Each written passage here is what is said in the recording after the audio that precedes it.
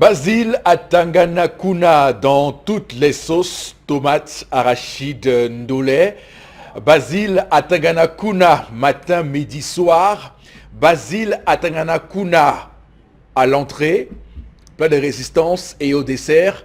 On n'en a que pour ce monsieur qui désormais a été happé, a été cueilli comme un vulgaire fruit, happé comme un colis, mais surtout ramené au Cameroun menotté. On dirait les films western à l'américaine ou encore des films où on retrouve des trafiquants de drogue qu'on récupère. Donc madame, messieurs, voilà comment fonctionne et marche le Cameroun désormais, l'opération Épervier, le rapace qui continue donc à happer ces victimes, ces personnes qui ont été chargées de gérer la fortune publique au Cameroun et qui aujourd'hui sont épinglées pour des faits de malversation financière et surtout de détournement de deniers publics. Bonjour et bienvenue sur Equinox Télévision pour ce nouveau numéro de votre programme qui vous est cher, 10-12, le Zénith entre 10 et 12 heures. Le voyage, il est fort important parce que nous abordons des sujets très importants. Et ceux qui sont chargés d'ailleurs de décrypter, d'analyser, de commenter tous ces sujets sont là avec moi sur ce plateau. D'abord vous, Charles Armel ou Monsieur Mbachou. Bonjour. Bonjour Monsieur Eric Fopoussi Negou. Bonjour aux téléspectateurs et bonjour à Cyrus Ngor, DG du port autonome de Douala. Corruption, engorgement, tracasserie administrative, coût élevé des prestations et vétusté des infrastructures. Voilà le quotidien des usagers là-bas au port. Félicitations à vous, mais au moins regardez par la fenêtre pour voir ce qui arrive de ce côté de Yaoundé. Ce n'est pas du tout bon lorsqu'on vous enlève.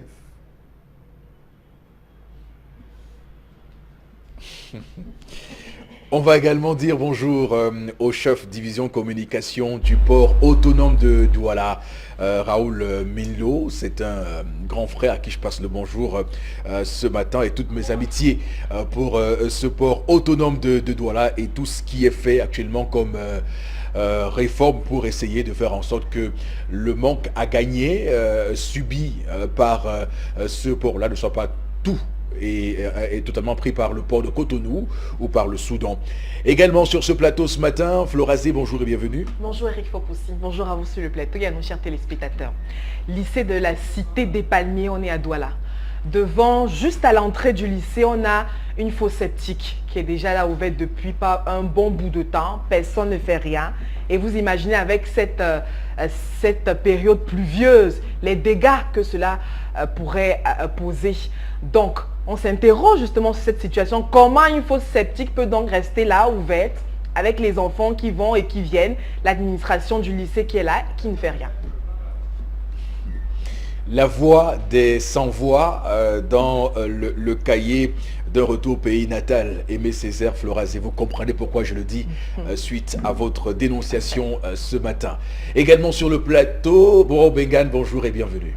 Bonjour Monsieur Fopoussi Negou, bonjour à vous chers téléspectateurs. La fosse septique, appelez-vous au délégué du gouvernement de la communauté urbaine de Douala, Monsieur Tonin. Il s'est préoccupé plutôt à installer les délégués du personnel, les nouveaux, ce n'est pas les anciens. Il a dit que les anciens ne sont plus dans son fichier. Il a installé lui les nouveaux au mépris de la loi et des textes de la République. Bonjour Monsieur le délégué, c'est bon. C'est bon. Continuez à casser également en Colbon. Là aussi, c'est bon. C'est comme ça. Merci. Voilà, qui est bien dit. On reste dans cette logique de dénonciation et surtout de sujets qui préoccupent l'ensemble des Camerounais, surtout ceux qui, évidemment, sont au fait de ces abus, de ces décisions de nos dirigeants qui semblent sans inspiration et qui aujourd'hui mènent des politiques impopulaires. L'émission commence avec le premier sujet de cette matinée, avec Tendance la voyageuse qui fait un carton au quartier Makepe, on me l'a dit tout récemment. Oui, tu fais un carton là-bas. Je vais commencer à me prendre la tête jusqu'à... Il ne fallait pas me dire Eric. Non mais je te dis. Oui, je vais faire comment? Je passe à roue, mais on me salue et je me vante. Je me demande On seulement. m'a fait cette confidence et je te répercute De quel cela côté, là-bas? ce matin à Makepe. On est juste au niveau de, comment on appelle l'endroit, Rompoulin là-bas. Ah, j'ai un terrain de ce côté. Après le Carrefour, quand j'ai encore notre terrain. Ok, C'est sûr que ce sont mes voisins, peut-être, je ne sais pas. très bien. Donc, tendance, votre préféré, comme vous m'avez dit d'ailleurs, il y a 48 heures. Et là, pour l'histoire du jour, ça commence. Bonjour. Bonjour Eric, le jour n'est pas très bon de mon côté. Je vais dire bonjour aux gens qui mentent, aux personnes qui mentent et après leur passé finissent par leur rattraper. Voilà, et je vais encore dire bonjour aux hommes là que quand ils constatent que madame a menti, ils prennent la décision et ils appliquent. Monsieur, point. Le corps de ta belle-mère est parti hier à 2h du matin. Tu n'étais pas là. Moi-même, j'étais fouillé. Tu n'étais pas là. Il va les suivre aujourd'hui. Même, non. Que fait quoi, maman? Il peut les suivre aujourd'hui. Ah, il va les suivre. Qui a dit qu'il va les suivre? J'imagine. Qu'est-ce qui se passe? Moi, on Tendance? me fait rigoler en anglais. Je dis que, monsieur, point. Tu te reconnais. Je suis sûr que tu me vois. Parce que même hier, j'ai demandé qu'on t'appelle. On t'a appelé, tu as dit, laissez ça. Qu'est-ce qui prouve que c'est ma belle-mère? Ah, Tu es à la maison avec une femme, vous avez 4 enfants. Tu te reconnais et ta famille me voit. Comme vous entendez les choses ici dehors, incroyable mais vrai. C'est un monsieur qui a dit, parce que la soeur du monsieur était au deuil, elle m'a parlé, elle m'a donné sa part de version. Ma copine qui a perdu sa mère m'a aussi donné sa part de version. Donc, c'est aux téléspectateurs de juger. Elle dit chez elle, donc, elle est mariée, mère de 4 enfants. Ce qui a découragé le monsieur au point où il n'est même pas venu assister le deuil de sa mère, de la mère de ma copine, c'est que monsieur dit qu'elle manque trop. Que la fille la manque comme elle respire. Bombe à retardement. Voilà le nom qu'il t'a donné. Oui. Il a donné. Qu'une bombe à retardement, c'est une menteuse. Je me suis rendu compte trop tard. Je ne peux pas fonctionner avec ce genre de femme. Non, on ne peut pas s'entendre. Une femme qui m'a menti jusqu'à aujourd'hui là, quand je me regarde, je ne sais même plus si je suis homme. Oui, mais les mensonges l'empêchent d'aller enterrer sa belle-mère. Même étant malade, le problème c'est que quoi? Il est marié comme ça. Donc on m'a expliqué que quand il dotait la fille avait plutôt présenté certains parents, que voilà mes parents, et il a lui doté. Quand monsieur a su, elle dit que non, il y avait sa nourrice et son tuteur. C'est passé. Avant même que le monsieur ne la dote, elle avait d'abord accouché une fille. Elle n'a pas dit à son mari, mais la fille venait constamment à la maison, elle mentait que c'est l'enfant de sa soeur. Comment on a su? Vous savez que quand une femme accouche, il y a les signes qui ne trompent pas. Même le ventre monte. Souvent même, on a souvent les vergetures ici au niveau, les vergetures ici, les vergetures sur le ventre, donc il y a les signes qui ne trompent pas. Quand monsieur a su que tu avais accouché, il t'a demandé, tu as dit que oui, elle a dit que oui, elle ne savait pas comment monsieur allait prendre ça, si elle avait dit avant qu'elle avait un enfant. C'est passé, monsieur a oublié.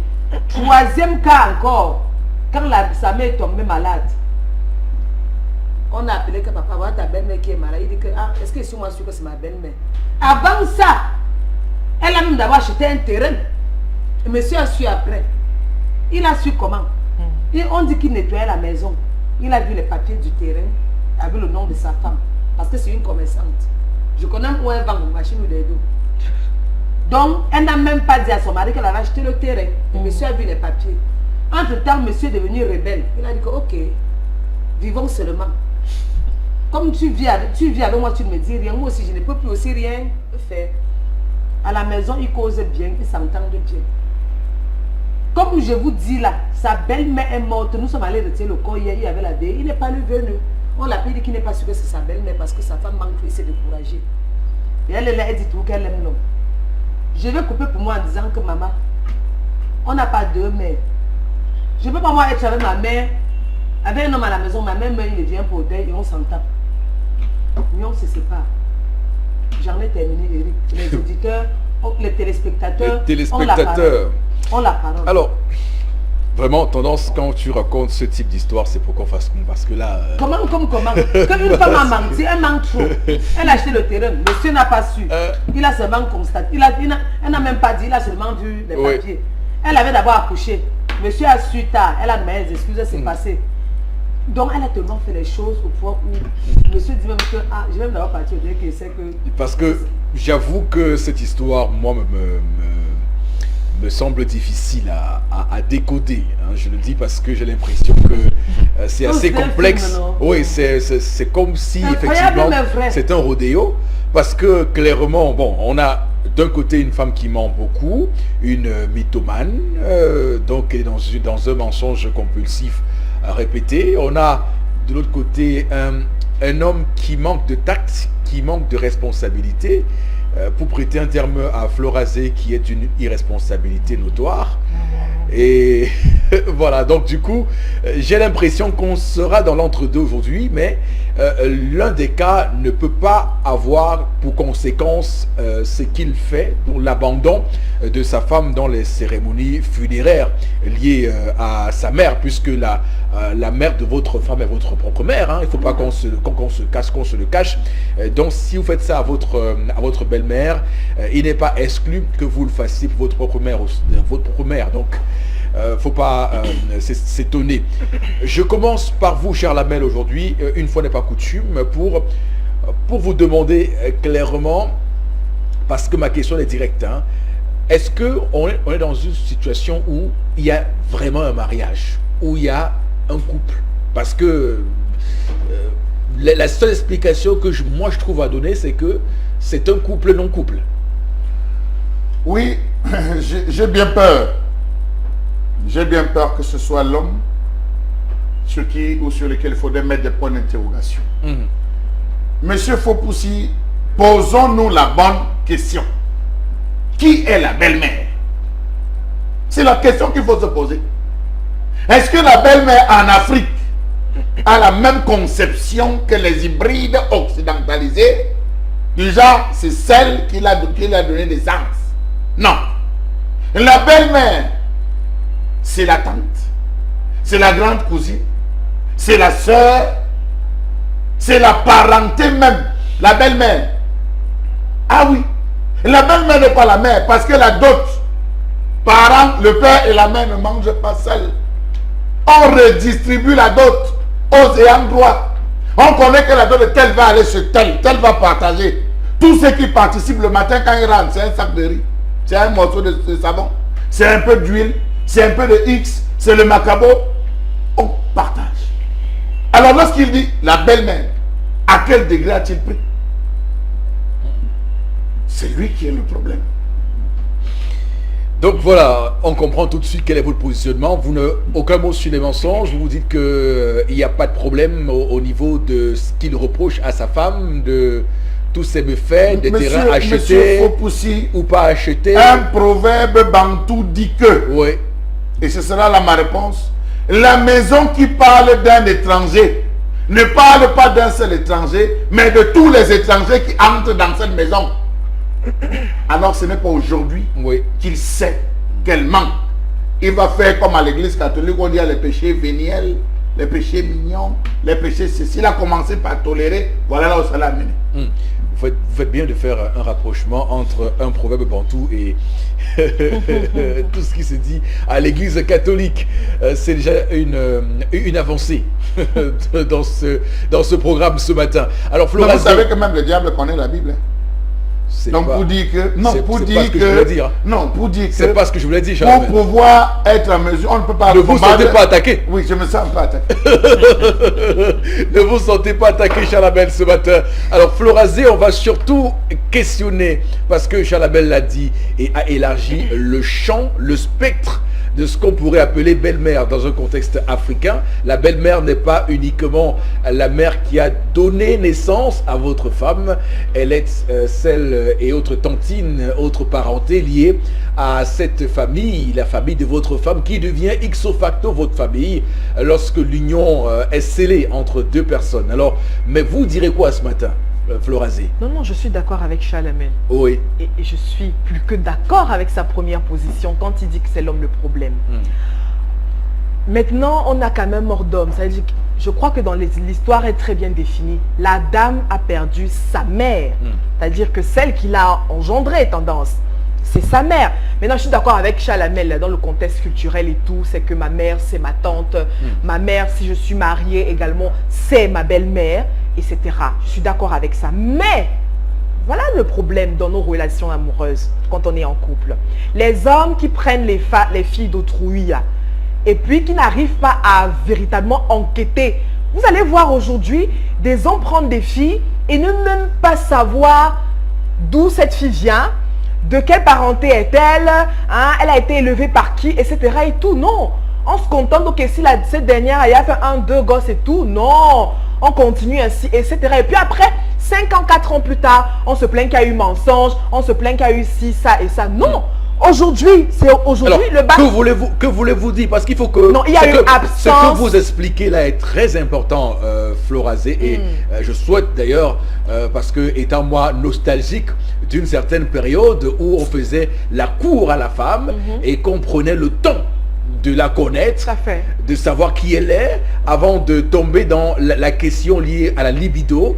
Aujourd'hui, on a à peine rencontré une femme et le soir, on l'a mis, on l'a elle est déjà madame telle. Alors, c'est ça le problème aussi, hein, de comment se tissent nos relations aujourd'hui. C'est une grande question, ça. Mais la base est, est fausse. Hein. La base est fausse. La preuve, avec cette histoire, on comprend tout de suite comment justement les relations se tissent au quotidien.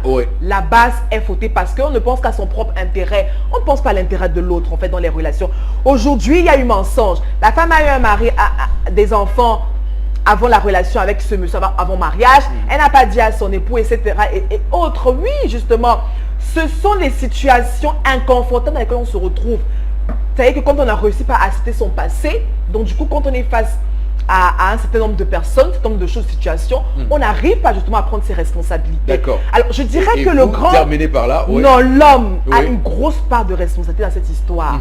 La femme aussi, oui, mais parce que la femme est très fragile. Vous voyez, je crois que dans cette histoire, elle a toujours voulu se protéger et se dire, parce que j'entends qu'il y a un terrain, là, je n'a pas dit à Marie, oui, non, mais parce qu'elle a toujours voulu, elle a voulu, elle est face, je veux dire, elle est en face d'un homme. Chalamel, vous avez eu l'occasion de développer suffisamment, à suffisance. Je termine, je termine. Vous terminez, qui n'a jamais voulu savoir rien, je veux dire...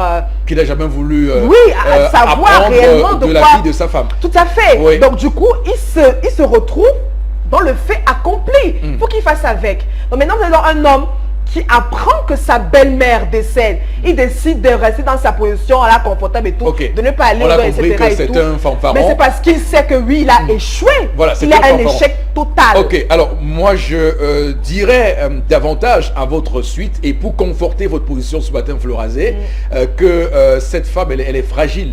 C'est réel, là il n'y a pas de problème, parce que elle se rend compte qu'elle a en face d'elle un homme qui n'a rien à faire de ce qu'elle est, de ce qu'elle ressent, de ce qu'elle a à dire, du mot qu'elle pourrait placer pour faire que cette relation avance. Bon, Bengan, la prochaine question, c'est pour vous, parce qu'on se rend compte, et c'est d'ailleurs pour ça que je disais à Tendance que son histoire ce matin me met mal à l'aise, parce que c'est le bon sens. Je veux dire, à un moment donné, on trouve rien à redire à ce qu'une femme se plaigne de ce qu'un homme refuse de s'impliquer. Mais comment ? Dans une cérémonie, comme dans une épreuve comme celle de perdre l'être cher. Non, le problème qui se pose ici, c'est ce qu'on appelle la déflagration sociale. La déflagration sociale, pour le cas d'espèce, se justifie en ceci que vous avez deux bonhommes, des gens qui se sont rencontrés. Il y a même peut-être, on a pris les amis qui sont venus prendre la dot. Quelquefois, c'est même les femmes. Les femmes viennent maintenant, envoient les filles en mariage. On te dit non, est-ce qu'il y a même et tout. On ne constitue pas. Parce que, comme disait Flora, la base est faussée. La base est faussée. Pendant la dot, si vraiment il y a mariage, pendant la dot, même votre maman génitrice, si ce n'est pas elle que vous a élevé, parce qu'il arrivait que vous allez dans une famille, une femme n'a pas accouché, on lui donne, mais son frère ou sa soeur lui donne un enfant ou des enfants, on lui dit, voici tes enfants. Il va les élever comme ses propres enfants. À ce moment-là, la génitrice ne va pas se présenter comme la génitrice en tant que telle. Donc, ce n'est pas elle qui est au devant de la scène pendant la dot. C'est la maman qui n'avait pas accouché, qui vous a élevé, ainsi de suite. Donc il y a des situations multiples qui se règlent pendant la dot. C'est-à-dire qu'il n'y a pas d'ambiguïté. C'est-à-dire que, et c'est ça qui dit, comme disait Charles Hamel tout à l'heure, lorsqu'on donne une partie de la nourriture pour les femmes, on dit les femmes. Donc, toutes ces femmes-là sont des belles-mères. Oui. Tous les hommes sont des beaux-pères. C'est comme ça que ça se fait. Donc, parmi ces belles-mères qui se sont partagées la dot, tu as l'obligation, le devoir de les encadrer jusqu'à les enterrer. Parce que la dot ne finit qu'à la mort de la belle-mère. La dot ne finit pas. Ah, même celle qui reste, on va te dire, mais sache que même si dans la liste, on n'avait pas mis ça, on va te dire, mais il y avait un carton de comment vous avez, des pipes. On avait, voilà, tu n'avais pas terminé tous les tabacs. Alors même que dans la liste initiale, il n'y avait pas de tabac. Non, on avait oublié de mettre ça. Sache que c'est là. Bon, voilà. En fait, c'est pour amuser, c'est pour consolider les consolider les positions, parce que on est à l'ère des contradictions, on va le dire, et Charles Hamel l'a à suffisance mentionné. L'hybridisme a fait en sorte qu'on perde les repères et qu'au final on soit dans l'entre-deux et qu'on ne sache pas quel est le bon sens dans nos actes et agissements. Tendance, alors vraiment c'est toi qui ramène l'histoire, c'est toi qui nous explique ce que tu as vécu, ce qu'on t'a raconté, mais là après tout ce qu'on a dit ici, la conclusion elle est facile, elle est tout à fait évidente, ça va de soi que cet homme il a manqué de tact, il a manqué de responsabilité, il a manqué de maturité, il a manqué d'honneur. C'est un homme qui a le gros cœur. Vous-même quand vous mentez là-haut, on vous fait quoi? On ne vous fait rien. Personne ne peut me dire qu'on n'a jamais menti. Les gens mentent. Il y a mensonge et mensonge qu'on pardonne. Et les mensonges qu'on ne pardonne, pardon. Un peu comme il y a les fautes lourdes et les fautes qui sont moins lourdes. Les fautes qu'on ne pardonne même pas. Mais quand il y a mort d'homme, on oublie tout. Oui. Tu peux la bouder que oui, elle a acheté le terrain, elle ne m'a pas dit, tu laisses. Elle a couché, elle ne m'a pas dit, tu laisses. Mais quand il s'agit d'une personne qui est morte et qu'on ne va plus jamais la voir, qui? Ma mère qui m'a porté, c'est 9 mois de grossesse. Tu n'es pas pour deuil, je ne vais pas l'enterrer, je reviens à Douala et on vit dans la même maison. Dans la vie qu'on s'entend, on se sépare. Si tu constates que tu as menti, séparez-vous. C'est une situation de non-mariage, ça. Séparez-vous. Parce que les femmes qui vont te dire que, ouais, si les deux se séparent, elle va faire comment? Tu vas faire comment comme comment? Chaque femme a son homme quelque part. Où ça passe, où ça casse. Et puis, ça, c'est qui même pas dormi, vaut mieux être seul que d'être mal accompagné. C'est quoi l'histoire de ces femmes qui ont l'obsession d'avoir un homme dans leur vie? Et à un moment donné, si ça ne marche pas, restez seul. Et même si on a fait des dizaines, toutes les femmes ne peuvent pas avoir de mari. Mais chaque femme a son homme quelque part. Parfois, tu peux trouver un homme. On va dire que je parle, elle se répète. Oui. Parfois, tu peux avoir un homme où vous entendez pas, vous vous séparez. C'est qui n'était pas fait pour toi. Et mettez dans la tête que si un homme ne t'aime pas, tous tes mensonges là, il va considérer. Alors que quand il y a l'amour vous pardonne tout. Quand il y a l'amour, même si tu avais un homme, tu mets le feu sur sa maison, Eric, si il va te pardonner. D'accord. Alors. Mais je ne vous demande pas d'aller mettre le feu sur la maison de vos maris. Oh, mais très bien. Vous dites que quand il y avait dit que même si tu brûles ta maison, tu vas arriver. Oui, alors, mais ce qu'il faut dire, c'est que, parce que j'ai l'impression que sur ce plateau, on n'a pas suffisamment insisté et appuyé dessus, on n'est pas en train de légitimer les mensonges de la dame. On dit juste que l'homme aurait pu faire preuve de tact, de discernement pour savoir ce qu'il y a à faire et pas à faire. Chez nous, en Afrique, la mort arrête tout. Voilà. La mort arrête tout. Tendance l'a dit. Quand il y a mort, surtout dans ce cas-là, dans la belle famille, on laisse d'abord. Tous les différents qu'on avait, tous les divergences de point de vue, on les fait asseoir. On fait taire les divergences. Tout à fait. Charles Hamel, un mot. Je voulais préciser que je ne suis pas sûr que cet homme a doté cette femme. Absolument, je ne suis pas sûr. Il n'a pas doté, non, il ne peut pas avoir doté cette femme. C'est le genre de choses où les amis arrivent là, ils prennent les choses. Parce que doter la femme, Eric Fopoussi, on va vous dire, allez voir telle maman. Va voir telle personne. C'est son père qui m'a amené à Douala. Va voir telle autre maman. C'est elle, quand on avait des problèmes, qui me nourrissait ici à Douala. Je ne peux rien faire sans voir cette maman. Il y a quand même un canevas qu'on donne. Comment je me trompe? Il y a un canevas. Donc lorsque tu entres, tu sais qui est qui. et qui fait quoi? Oui, c'est vrai qu'il y a d'autres filles, aujourd'hui on les connaît, même à l'époque quand on était petit, il y avait des filles que quand tu l'accompagnes, tu dragues, tu l'accompagnes, elle te dit voilà notre maison là-bas, mon père méchant, hein. Le jour que tu as la chance d'aller demander que mais telle fille elle habite là, on dit que sa maison est derrière. Donc il y a des filles comme ça qui ont développé cela dans leur vie et on se retrouve à cela que parfois on vous impose comme c'est un bonbon.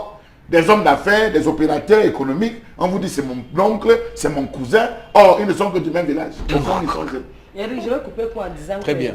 Je vais couper pour en disant que quand tu ne pars pas au deuil de ma mère, je rentre, donc tu vas encore continuer à dormir avec moi. Je vais te regarder dans les yeux et dire que je t'aime.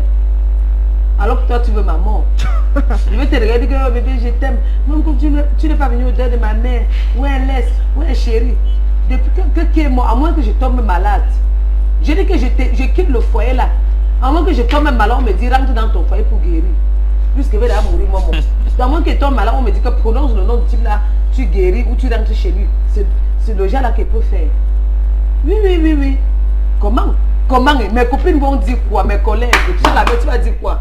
Si tu vis au deuil, ton bon n'est pas au deuil. Moi, tu vas faire comment? Non, je rentre. Si tu vis au deuil, ton bon n'est pas. Tu dis que mon bébé, on voulait même prendre une. Il te dit que non, à ce moment, c'est les situations qui amenaient la famille donc à te considérer que tu n'es pas marié. Tu restes là.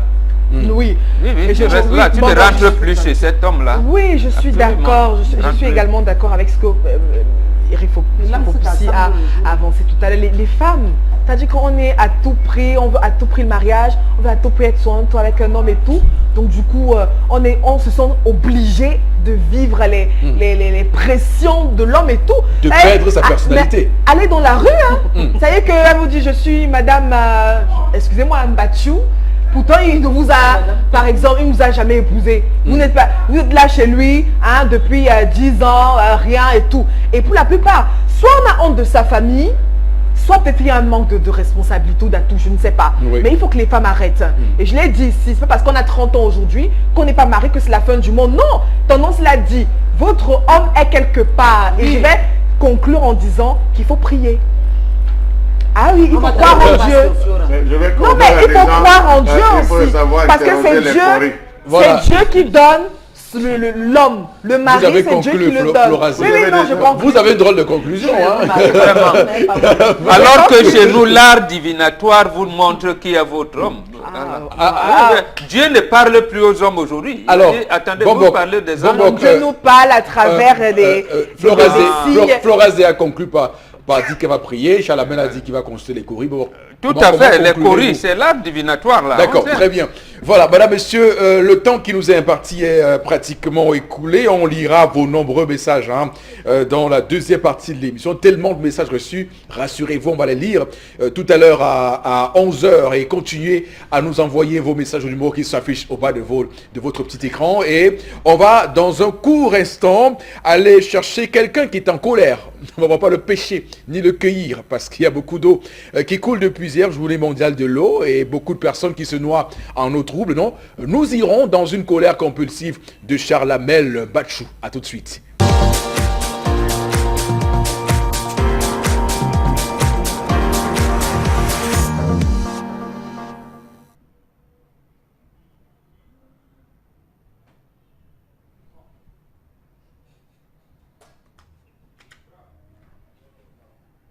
Sommes-nous véritablement dans un pays de merde?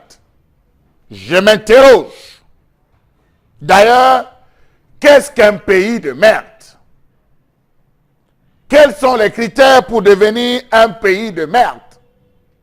Lorsque Donald Trump employait ces mots, les Africains se sont levés, ont revendiqué, ont décrié, ont bavardé, se sont rassasiés et finalement n'ont rien dit. Parce que rien ne sortait de leur bouche. Le temps est passé et je m'interroge.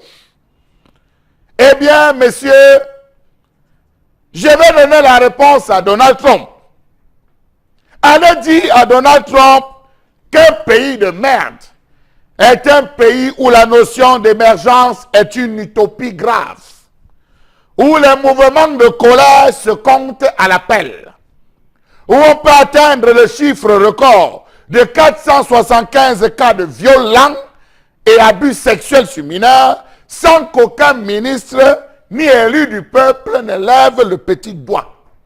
Un pays de merde est un pays où, après plus de 30 ans de beaux discours dénaturés, exécrables, fourvoyés des accès, la corruption s'est implantée de plus belle. La justice n'existe plus que de nom, malgré un simulacre de lutte à travers les cellules bidons. Un pays de merde est un pays où on peut annuler un voyage d'affaires à 24 heures du départ après que des réservations et des rendez-vous ont été pris. Un pays de merde, c'est un pays où le développement économique est à la traîne après des décennies d'indépendance, où les ministres débarqués du gouvernement sont en majorité jetés en prison, où il a de la responsabilité des ministres de concevoir leurs feuilles de route, où un ministre n'est pas tenu de résultats. Oui, un pays de merde est un pays où l'explosion démographique est mal maîtrisée. On ne sait pas qui on nourrit et qui on soigne. Un pays de merde est un pays qui, au lieu de devenir un pays producteur, s'est contenté de devenir, en 35 ans de règne, un pays consommateur. Un pays de merde est un pays où l'on préfère offrir des ordinateurs d'une valeur de 75 milliards de francs CFA aux étudiants au lieu de concevoir une usine de conception. Un pays où on importe tout, cul-dent, brosse à dents, cheveux indiens, brésiliens, péruviens, tout est importé. Un pays où le déficit énergétique est plus que critique dans les régions importantes avec une absence totale de production en eau. Un pays de merde, dit à Donald Trump, c'est un pays où l'on abandonne complètement la maintenance des bâtiments publics et les infrastructures de merde, de route. Les infrastructures routières, autant pour moi, où l'on abandonne les secteurs porteurs pour s'investir dans des dépenses inutiles et stériles. Un pays de merde, c'est un pays où l'on ne booste pas les secteurs industriels importants, véritables leviers de développement comme celui du textile, l'industrie des chaussures, l'industrie métallurgique et chimique. Un pays de merde, dites-le à Donald Trump, c'est un pays où l'employeur opprime à souhait l'employé avec les félicitations et la bénédiction du ministre du Travail et de la Sécurité. Un pays de merde, c'est un pays où l'espérance de vie est au-dessous, est en dessous des 45 ans parce que le système de santé est un vaste mouroir, où l'insalubrité est devenue la salubrité d'efficience, où l'indiscipline est qualité et la discipline défaut. Un pays de merde, dites-le à Donald Trump, c'est un pays où la corruption est érigée en valeur régissant la gestion du bien public, où les études ne servent à rien sinon qu'à devenir chômeurs, où les élections ne disent jamais la vérité des urnes, où des parvenus plastronnent au sommet de l'État, tandis que les esprits brillants se meuvent dans le dénuement, où un cordonnier peut devenir lieutenant et un marmiton colonel. Un pays de merde, dites-le à Donald Trump, c'est un pays où l'entretien des infrastructures de transport et de communication sont en très mauvais état qui alourdit les coûts de transactions et de déficit énergétique, où l'on ne booste pas le développement des infrastructures à caractère économique, routes, ponts, aéroports, production et distribution d'énergie, réseaux d'adduction d'eau, assainissement et réseaux via télécommunications, où on utilise les armes de l'État pour régler les problèmes personnels de Popotin, où aucune loi n'est respectée, chaque citoyen en fait à sa tête, où les délégués, les directeurs et les chefs de service sont des caïds d'une mafia qui perçoivent 30% des salaires indûment perçus pour protéger les fraudeurs, où un individu peut faire plus de 30 ans au pouvoir et lègue avant son départ le pouvoir à son rejeton. Oui, un pays de merde, c'est un pays où évoqué, où la télévision nationale est apologiste du parti au pouvoir, c'est à longueur de journée des télénovelas et des émissions de divertissement, où manger une fois par jour devient une grâce du ciel. Oui, voilà un pays de merde. Si ces faits correspondent à l'état actuel de l'état dans lequel vous vivez, alors arrêtez de dire que Trump peut vous insulter. Vous êtes dans un pays de merde. Nous sommes en janvier 2018. Le président américain et non moins milliardaire, Donald Trump reçoit au bureau ovale à la Maison-Blanche des sénateurs américains, parmi lesquels la sénatrice républicaine Lindsey Graham, sur une question pour effectivement trouver un point d'ancrage sur la politique migratoire, d'immigration aux États-Unis. Vous savez, Trump a été élu sur le Make America Great Again, et dans ce Make America Great Again, il évoquait ce contexte d'immigration qu'il jugeait trop excessive au pays de l'oncle Sam, et il voulait donc ainsi restreindre ce qu'on appelle ici le regroupement familial et mettre en place un certain nombre de mesures pour voilà, juguler, essayer de mettre en place donc ces freins-là pour l'accélération de l'immigration. Mais sauf que dans ces propos, on a laissé entendre que l'immigration venue des pays comme Haïti, Salvador, les pays africains, étaient pour lui des pays de Mède et qu'il n'en voulait plus aux États-Unis. Ce scandale, cette déclaration a, comme vous le savez, provoqué une onde de choc sur toute la planète.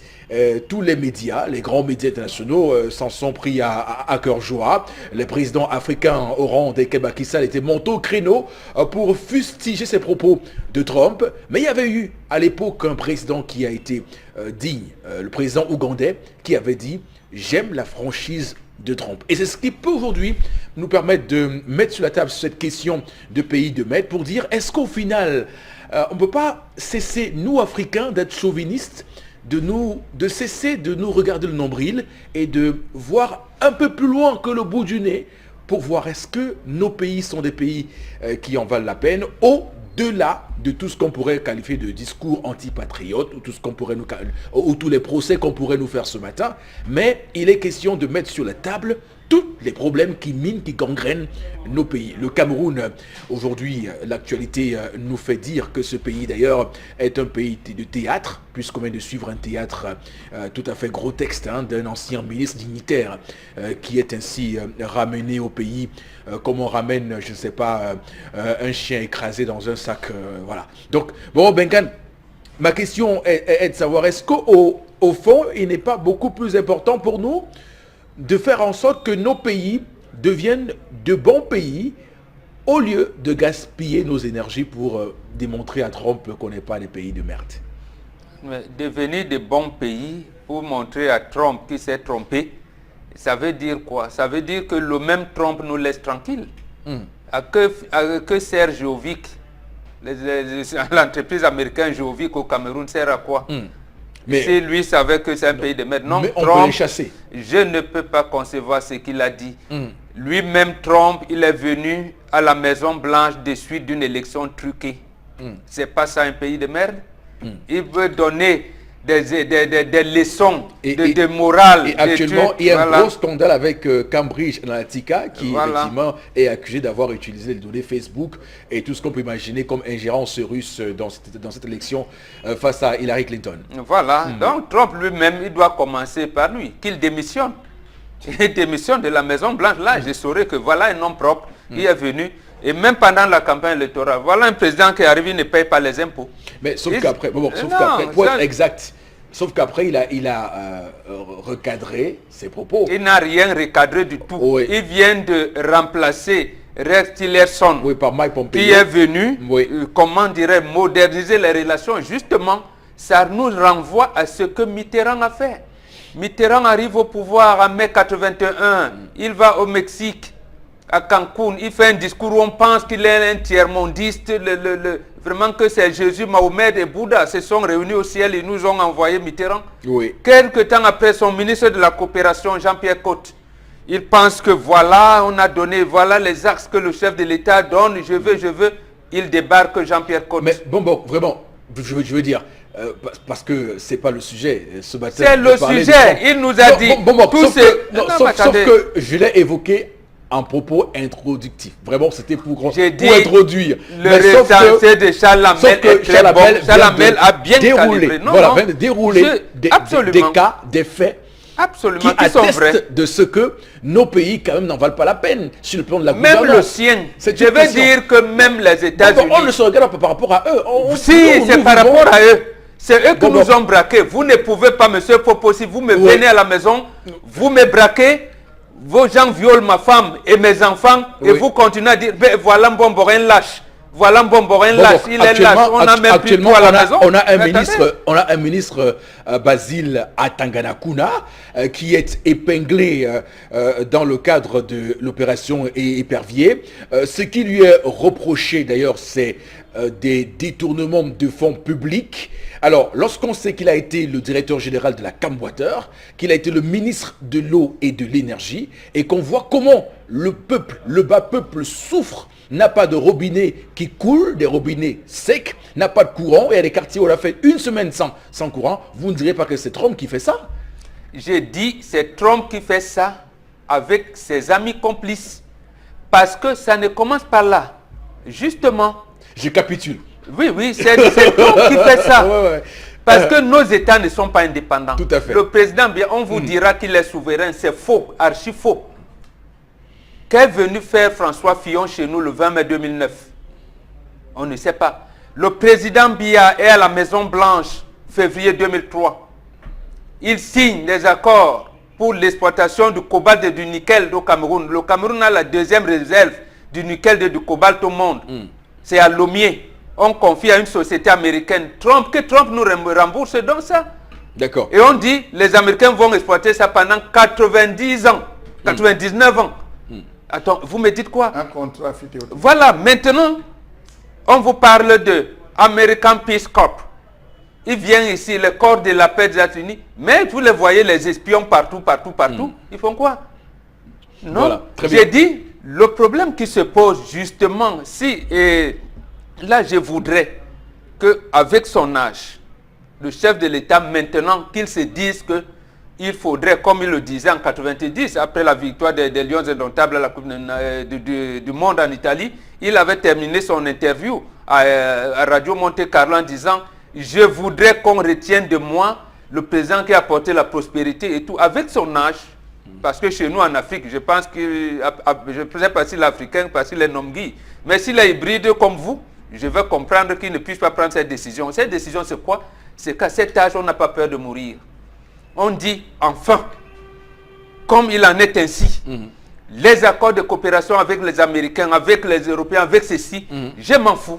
D'accord. Mon pays, je redresse de cette manière-là. À ce moment-là, il remet son pays sur les rails du développement. Donc, finalement, mais est-ce vous nous rejoignez dans ce qu'on dit, parce que nous n'attendrons pas que les Américains font une assemblée générale. Non, j'ai dit, il est braqué. Pour nous développer, ils ne feront pas ça. Trump s'occupe de son pays. Hein. C'est à nous autres de mettre en place des stratégies pour, évidemment, aller au combat avec eux. Ça veut dire que Trump enverra l'avion demain matin pour tirer sur lui. Oui. On l'a fait à Kadhafi. Kadhafi n'a pas demandé à Trump de venir l'aider. Donc toujours justement, j'ai dit qu'il y a un complot international pour notre cas, mené par la France, appuyé par le pays de Donald Trump pour nous braquer. Voilà, et comment on fait pour se défendre? Justement, c'est cette ligne que je donne. C'est-à-dire qu'à l'âge où le président de la République est, qu'ils disent que, bon, qu'on fasse un coup d'État demain ou américain, que les Américains viennent faire un coup d'État, quand M. Tiroma ne nous dise plus, un complot, vraiment, on veut déstabiliser, qu'ils disent qu'on déstabilise, qu'on ne déstabilise pas. Moi, j'engage mon pays, tout ça, mettez-moi, par exemple, pour le cobalt et le nickel de Lomé, vous dites, j'ai envie que ça, mettez, je veux une usine locale, si on fait le transfert de technologie. Il dit à tel autre pour le diamant de Mobilon, je veux une usine de transformation de diamant au Cameroun. Je veux tel. Mais c'est le pays de Trump qui a fermé l'Office national de commercialisation des produits de base. Donc tant qu'il n'y a pas de dirigeant aussi courageux que Trump se taise pour faire ce que vous dites de faire là maintenant, on va continuer à avoir les adversaires parce qu'on aura toujours. Non, le problème c'est que Trump, qu'on dise clairement que nos chefs de l'État pérennisent le contrôle colonial de Trump. C'est pour cette raison que Trump peut tenir ce langage.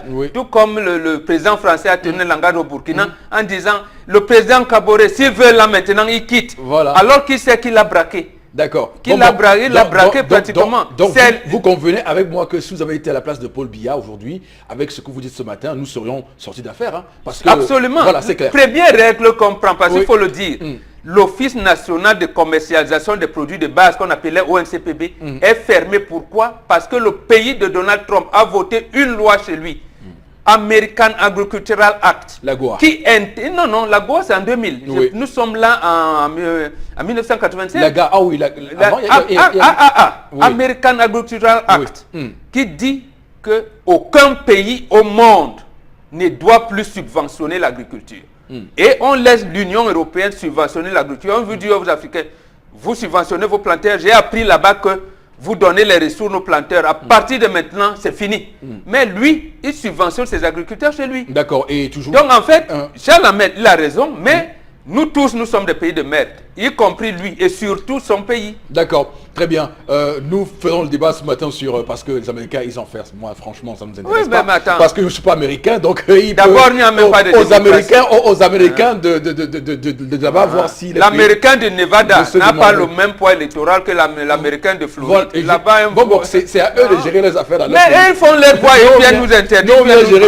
C'est des braqueurs. Nous on vient gérer pour nos Camerounais. C'est des braqueurs. Dites que c'est des braqueurs. Quand un braqueur arrive chez vous, vous faites tout pour vous défendre. Voilà, vous l'appelez même patron. Vous l'appelez même le père. Pour vous défendre. Alors, non, vous ne vous défendez pas. Il vous tue.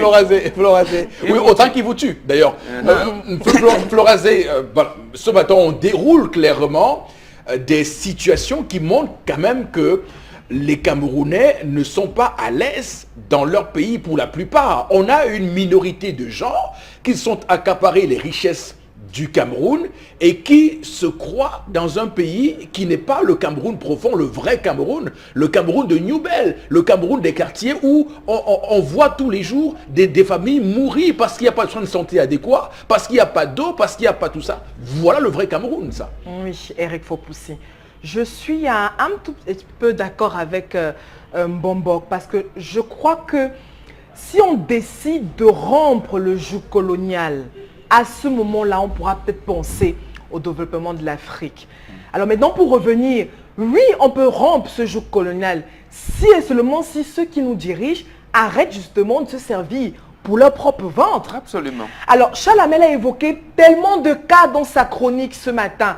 On a été offusqué ici des 75 milliards qui ont été justement débloqués justement pour des ordinateurs. Chaque Camerounais ici en direct déroulait ce qu'on pouvait faire avec 75 milliards. Il y a tellement de choses à faire. Et avec 75 milliards, justement, si on avait le sens des priorités dans ce pays, Eric Fopoussi, on aurait quand même une certaine avancée. Alors, on a analysé le récent discours du chef de l'État où on a été tous d'accord qu'on a quand même observé une sorte d'échec, que tout est à refaire, tout est à réorganiser et on veut des sanctions. Tant qu'on n'aura pas des sanctions, mettez tout le monde au pied de leurs responsabilités. Ceux qui ont pillé. Et ne pas nous faire vivre ce spectacle des personnalités qui, quand elles ne sont plus aux affaires et tout, on commence à tourner. J'aimerais qu'on laisse le numéro pour que les gens réagissent aux différents messages parce que, effectivement, donc on va le faire. Moi, j'étais très triste parce que c'est ici, lors de la revue des réseaux sociaux, on parlait du cas du Niger, qui a été doté d'un hôpital général de référence Charles Hamel. C'est vous qui l'avez donné. Mais attendez, le Niger, le Cameroun, c'est le jour et la nuit en termes de... Oui, mais voilà un pays qui a dit non-stop. Vous allez commencer à vous soigner ici. Voilà, on a tout adapté avec les moyens qu'il fallait tout. Mais attendez, mais combien de partenariats on scelle tous les jours, etc. Et on ne voit jamais rien. Parce que les gens qui vont négocier pour leur propre ventre, pour leur famille, etc. C'est ça le nœud du problème, Eric Fopoussi. Maintenant, peut-on changer les choses? Je dis oui. Oui. Par quelle voie? Par la voie des unes. D'accord. Charles Hamel également pour tout ce qui a été dit. C'est vrai qu'on a mis un temps fou, un temps long à parler des États-Unis. On n'a pas beaucoup parlé du Cameroun dans tout ça. Je pense que vous avez peut-être l'occasion en quelques minutes seulement. Parce que Trump c'est un braqueur. Quand un braqueur arrive chez vous, vous allez parler de lui. Je dirais que ce n'est pas Trump qui commande à Etoudi. C'est un Camerounais. C'est le président, une institution, le président de la République. Il a des collaborateurs qui sont Camerounais, même s'ils ont des passeports d'ailleurs. Même si. Vous avez dit que la France... C'est lui qui les nomme. C'est lui qui les nomme. Quand tu as un autre passeport, tu perds la nationalité camerounaise. Ce n'est pas un ministre camerounais du style Bak, basé à Tanganakuna, n'a jamais appelé Donald Trump pour lui dire que je peux voler. On lui dit vol. pour demander l'autorisation de détourner de l'argent. Non. Ce n'est pas Donald Trump qui va demander aux Camerounais de procéder à l'application de l'article 66. Aujourd'hui, on est confronté à ça. Ceux qu'on arrête, on les arrête pourquoi? Est-ce qu'on connaît les chiffres bruts qu'ils avaient dans leur compte avant, pendant et après? Il faut calculer tout cela. Est-ce qu'on connaît la nature de leurs différents comptes? Les avoirs avant? Point d'interrogation. Nous sommes confrontés encore à l'article 66 qui va revenir dans ces différents problèmes. Premier point. Ce n'est pas Donald Trump qui a demandé aux Camerounais ou à la CONAC de ne plus citer le nom de personnes qui sont épinglées. Qui ont demandé à la NIF de ne plus rendre public les comptes, les différents comptes, les contenus des comptes des différentes personnes. Même Bombok, c'est des Camerounais. C'est des Camerounais. On a atteint le chiffre de 475 cas de viol en 2017. Est-ce que c'est Donald Trump qui va venir dire au ministre des Affaires sociales que lève-toi? Ok, va réagir. Il est de la grande responsabilité des Camerounais. Quel est ce pays où tout un gouvernement est en prison? Où ceux qui sont en fonction à l'heure actuelle paniquent?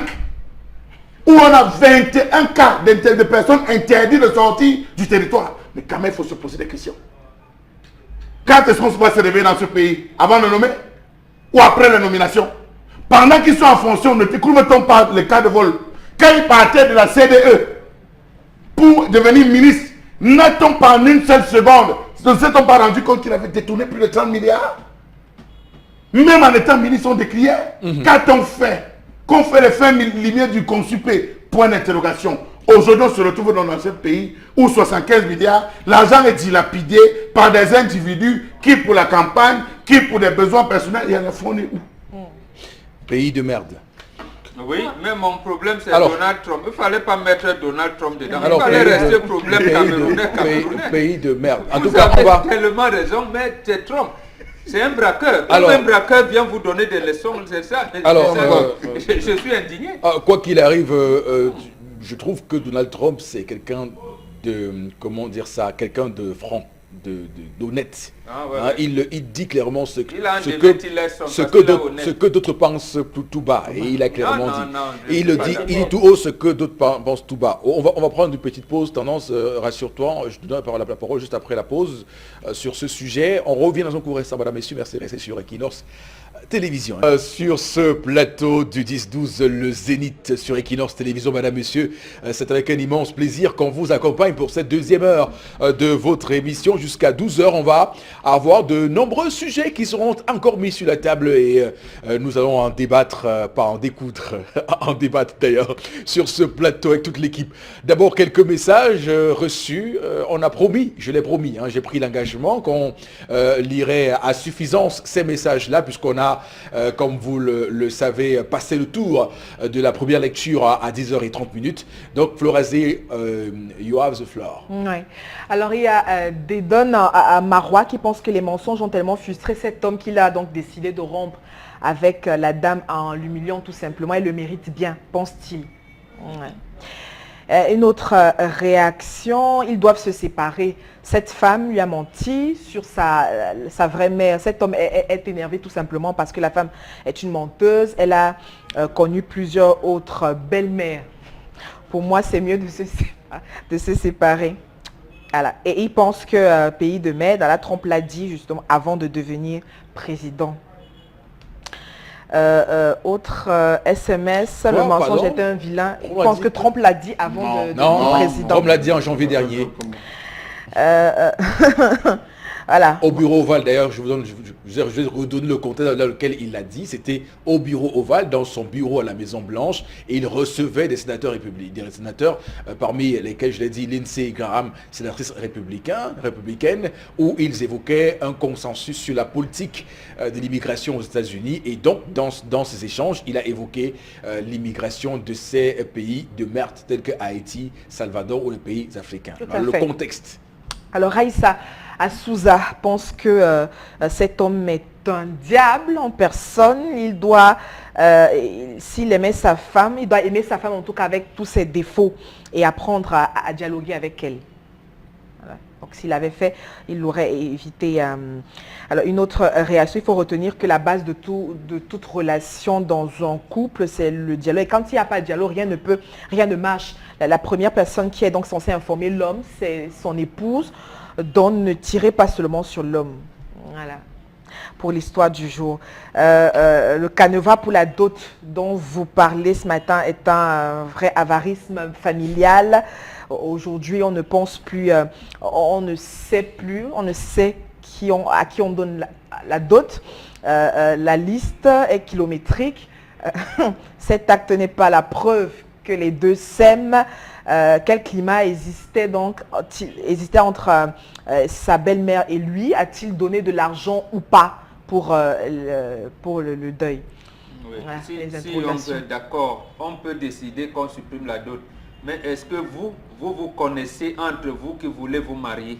Quels sont les critères de choix de vos amants, de vos futurs maris ou femmes? On sait tous, hein, aujourd'hui, une petite robe, une petite mini-jupe Voilà. à guiche facilement. Et on se lance dans une relation sans avoir les bases qu'il La faut. dot, cher ami, la dot consolide ce qu'on appelle la famille. Si vous ne vous y engagez pas, si vous ne contenez pas le sens, vous allez vous retrouver comme l'Occident, où deux hommes peuvent se marier, deux femmes peuvent se marier, et on vous dira où se trouve le code de la famille à ce moment-là. Oui, il pense à faire la gestation pour autrui, la GPA et la PMA. Il y a un téléspectateur qui pense médicalement que, qui n'est pas d'accord avec ceux qui disent que les Camerounais ne sont pas à l'aise chez eux. Alors, les Américains, avec l'un des taux de criminalité et de racisme donc, du monde le plus élevé, sont-ils à l'aise chez eux? Donc, c'est l'interrogation qu'il Même la qui bouffe, pose. les McDo chez eux, le plus grand taux de prévalence du diabète, de l'hypertension, c'est chez eux. Donc il n'y a pas. Moi, mon problème, Charles Amel a fait un bon développement. Mais mon problème, c'est que ça vient d'un braqueur. Oh là là. Comment un braqueur peut donner des leçons de morale? Oh là là. Le message, attends, son pays, c'est un pays le de message braqueurs. qu'on vient de recevoir, Le c'est... terme des patrimoines, le- c'est de Ignacio Ramonet, directeur du monde diplomatique. Tout en à fait, 2009. on a compris le jeu géopolitique braqueur, Bombok, mais comme on dit, et c'est souvent vous qui êtes le chantre de cette parole, lorsqu'on a un lion en face de soi, on doit savoir que c'est un lion en réalité. Donc quand je vois un message celui que vient de lire Florazé, nous sortir un discours un discours démagogue, un discours mal placé pour dire qu'aux États-Unis il y a ci, il y a ça, nous ne faisons pas le concours de où on vit plus mal qu'où. On fait le concours de où est plus développé que où. Attention, arrêtons de faire des choses pas possibles. Franchement, je suis... Voilà. Et il y a une autre réaction. Est-ce que voilà, pour cette colère, c'est bien de dégrainer tous les problèmes merdiques au Cameroun, mais est-ce que les concernés changeront alors leur place? Celle-là, très confortable, tout simplement pour piller les fonds. Et ça, c'est un pays de merde. 12 cellules ont été aménagées, ce qui suppose que pas moins de 60 personnes vont être installées. Si on suppose que c'est combien par cellule Calculé, c'est 12, ça fait, on dit pas moins de 60 personnes, Oui, ça et va on a faire- dit que c'est avec déjà clé, Ça va faire 3, 4. 4 par cellule, oui. 4 par cellule. Donc, Pays de merde. On a 60 mis le nom personnes. du Cameroun dedans, Eric. Oui. Il a dit les pays africains. Ce qui m'a tué. Pays de merde. Ce que je connais sur le Cameroun, pays de merde dans le cas où on viole nos enfants tous les jours. On ne sait plus à qui on laisse des enfants maintenant. Voilà encore un exemple. Pays de merde où chaque jour on insulte un patriarche, on le filme, on balance sur Facebook comme si on filmait un bébé. Je parle du président de la République, son excellence. Pays de merde où quand tu as un problème avec un homme, il a tes photos, il publie sur les réseaux sociaux. Ça se passe ici au Cameroun, vous faites ça. Pays de C'est merde. le fils de Donald Trump qui fait ça. Zuckerberg, c'est son fils. Pour ceux C'est- qui ont, c'est- là-bas. pour ceux qui ont regardé l'émission très intéressante hier de Regard Social sur Equinox Télévision, et des témoignages frappants qui a été fait par cette mère, alors vous comprenez que dans ce pays, il y a un boulon qui a sauté. Et j'aime beaucoup les réactions sur le plateau, moi qui suis souvent le chantre des droits de l'homme, qui proposait qu'on puisse couper le sexe d'un homme qui serait accusé Non, on a dit d'une telle... l'inject. Non, Non, je parle de l'émission d'hier, Regard social, Moi, avec Maître Tchakounte je peux hier. proposer... Oui, et qu'on puisse les castrer. Voilà, il y a eu deux belles propositions d'hier. Sacha Lamel l'a dit hier. On les caste. Oui. Le collectif Non, d'avocats, des avocats... c'est pour relever que hier a été une journée très belle sur Ekil. C'est toujours...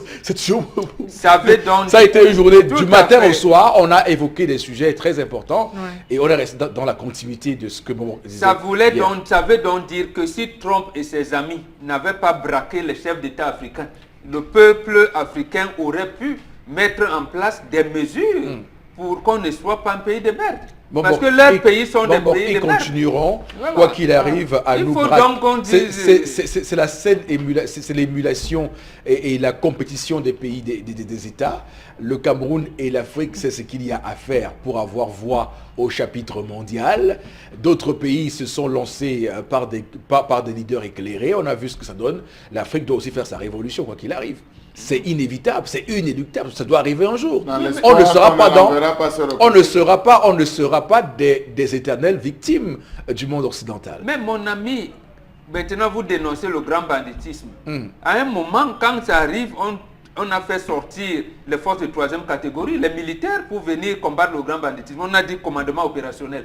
Bon, nous, l'Afrique, il y a un complot international contre l'Afrique. Nous, notre commandement opérationnel, on va prendre ça où? Donc on va développer des stratégies parce que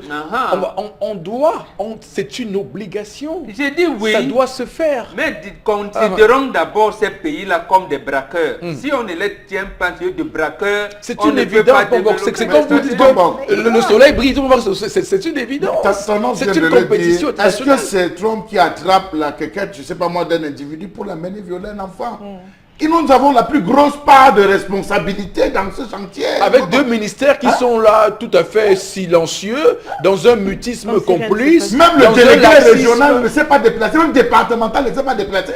Il est resté carrément dans son bureau, il ne s'est pas déplacé pour aller voir. Non, pour une émission comme celle d'hier, pour une émission comme celle d'hier, qui ne veulent pas que moi, dans un pays normal, on aurait provoqué une communication gouvernementale. L'émission d'hier, dans un pays normal. Nous ne sommes pas des pays normaux. Dans un pays normal, on m'aurait dit, bon, prends ton équipe de Ndjik. On va faire comment? Je vais dire, cette histoire de sodomie des enfants, ça va finir. Celui qui fera ça, même qui se cache, il a 3 jours. S'il ne se prononce pas, il meurt. D'accord, très bien. Et ceux qui se présentent, on va les castrer. D'accord. Il y a Godwill à Bonamoussadi qui dit que on doit comprendre que Trump se bat pour l'intérêt de son peuple et par tout moyen, contrairement à nos présidents qui tuent. Il faut dire que Trump n'est pas politicien. C'est un homme d'affaires. D'accord. Et il gère le pays comme un homme d'affaires. C'est les politiciens et les politiques qui veulent tout trouver des formes pour ne pas blesser X, pour ne pas blesser Y.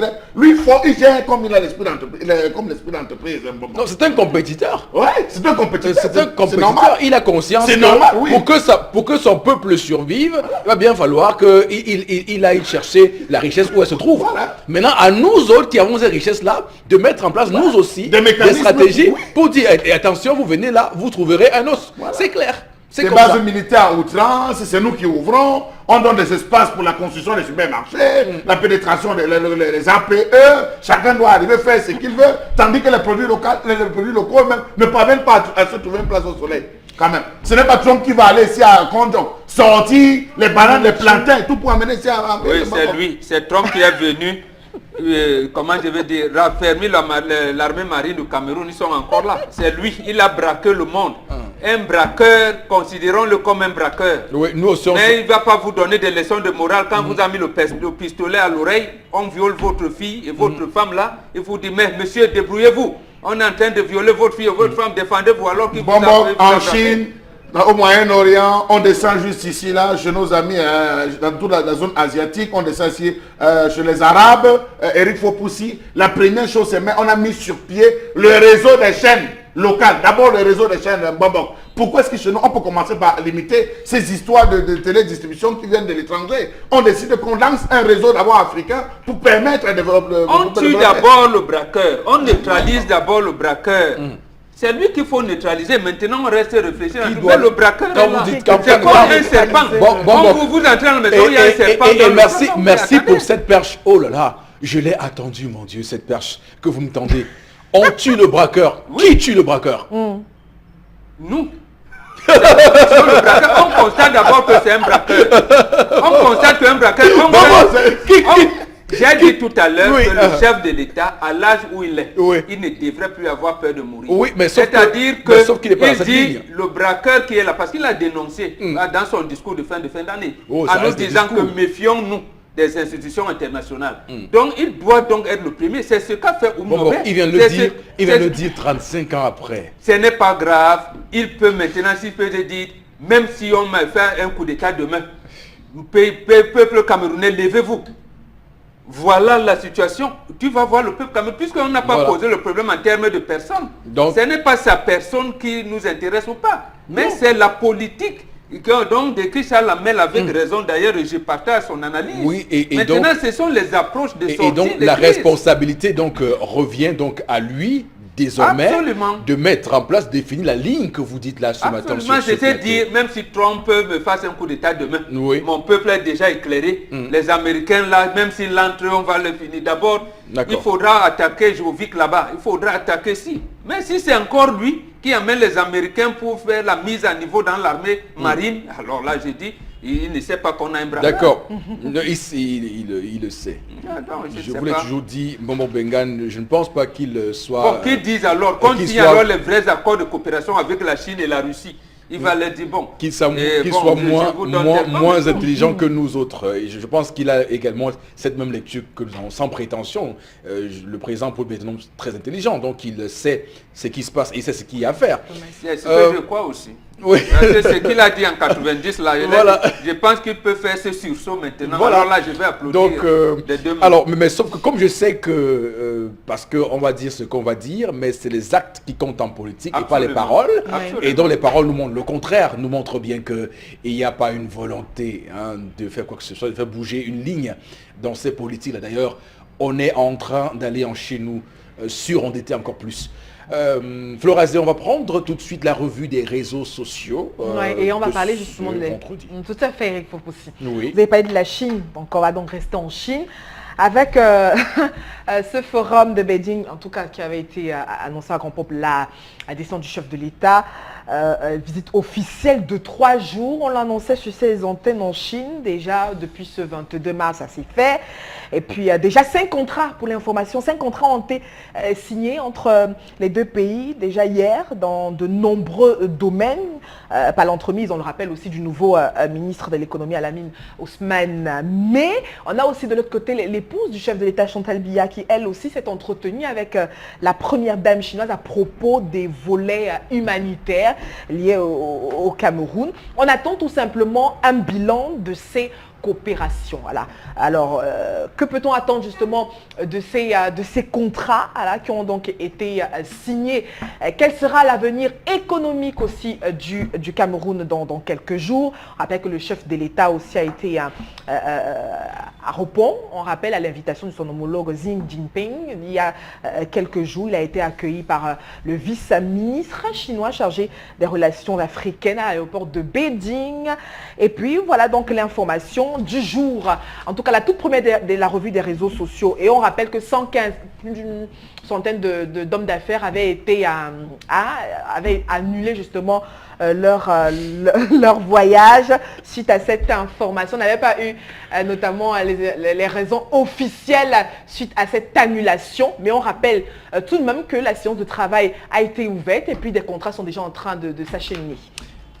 Alors, bon, maintenant, on sort d'un pays qu'on a qualifié de braqueur à un autre pays. Je ne qualifierais pas ce pays de braqueur lui aussi, mais je dirais que ce pays souhaite dominer le monde, et qui dit dominer le monde dit dominer également l'Afrique. D'ailleurs, pour ceux qui connaissent la route de la soie, la Chine actuellement souhaite reconstituer cette route de la soie en contrôlant tous les ports qui quittent de la Chine par Singapour, par l'Inde, en passant par le Kenya, en revenant par le Cap Afrique du Sud, en remontant par Douala et jusque au Sénégal, à Dakar, pour vous dire que la Chine a mis en place un plan très bien pensé pour écouler ses produits. Une fois, c'est pour la sous-contrôle dans le monde, la route de la soie. Et donc, on va interroger tout de suite, parce qu'il n'y a pas de philanthropie en relation internationale. Le général de Gaulle le disait de fort belle manière, entre États, il n'y a pas d'amis, il n'y a que des intérêts. Alors, la Chine, on parle des contrats dans le secteur de l'eau.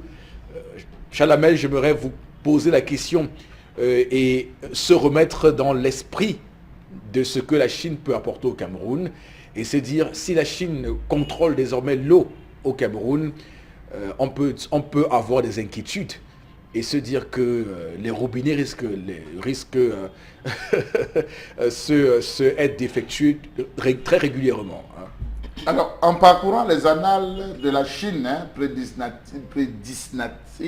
permettez-moi, dynastique, l'on découvre à merveille. La Chine avant les mandarins. Avant les mandarins. C'est un général qui avait dit, ne peut commander que celui qui tient une carte dans la main. Si vous n'avez pas la carte, vous ne pouvez pas être un bon commandeur. Raison pour laquelle vous allez vous rendre compte que les Américains s'étaient inspirés de cela, ils l'ont introduit dans les films. Où chaque fois qu'il y a réunion, c'est tout autour d'une carte, où on est toujours en train de mettre que les stratèges. Les stratèges tout autour de la carte. Alors, si nous partons de ce principe au Cameroun avec la carte, comment gouverne-t-on au Cameroun? Moi, j'ai encore envie de vous retrouver à ce niveau. Comment commande-t-on au Cameroun? Est-ce qu'on commande avec la carte? Sait-on qu'à X, l'eau passe, à Y, nous avons tel bassin, à Z, nous avons tel souci. Le relief est ici dans telle zone. On peut adapter les éoliennes ici. On peut travailler certains courants. Voilà comment on construit. Je me dis donc que le chef de l'État qui est parti, qui va en Chine, je n'ai pas mauvais qu'il se déplace pour aller, mais quel est le bilan que nous faisons de la coopération avec la France? Nous sommes à quel niveau?